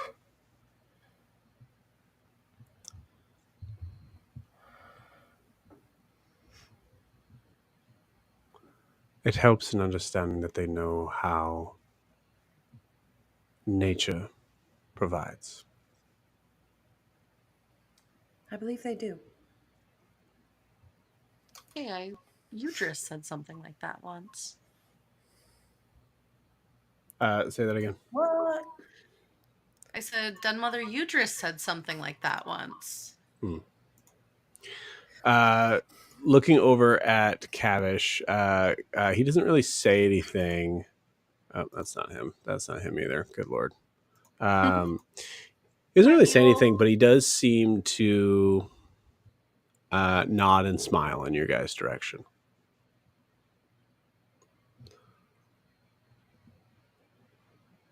I do have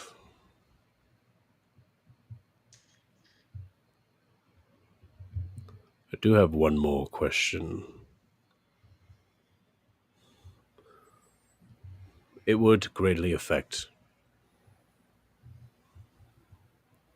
I believe, the vote of this council if there was someone that could be trusted and understood as the speaker for the people of Mia that have chosen to come here. Would one of you be willing to stay behind and make sure that is carried out?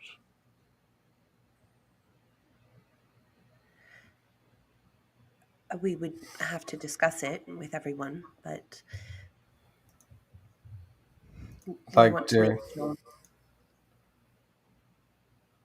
Like during the operation? The operation and the continued transition.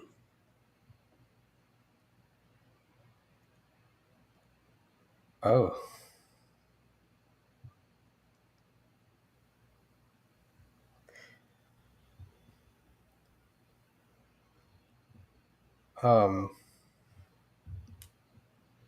I think that we'd have to discuss that.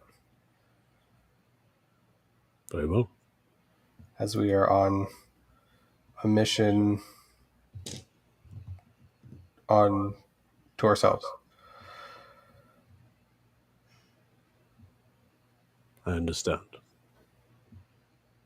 As I said, it would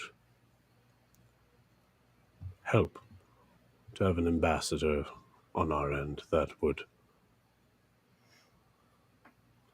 have a foot in both camps, as it were.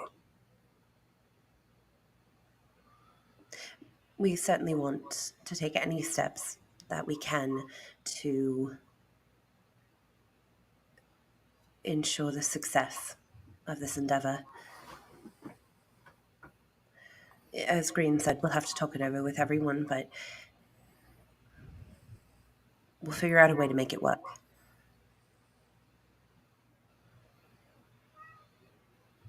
Very well. I believe you would leave us in a time of discussion. Thank you very much. And no matter what is decided on this court, I believe all of us can agree when we applaud, understand, and appreciate the efforts governed by you and your party to make sure that wrongs are righted. Thank you for your consideration. Thank you for your time.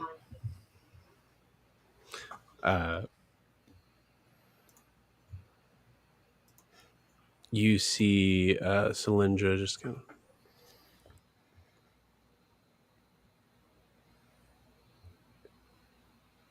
Is there no other place that you could consider an option? Anthony, you notice that she's just looking at Grian. The only places I know of are, the compass in Dare's Wharf, but we've discussed that, and Azumare, which isn't an option, not for me either. But that's all I know. The only choices as of yet. Grian McGrath.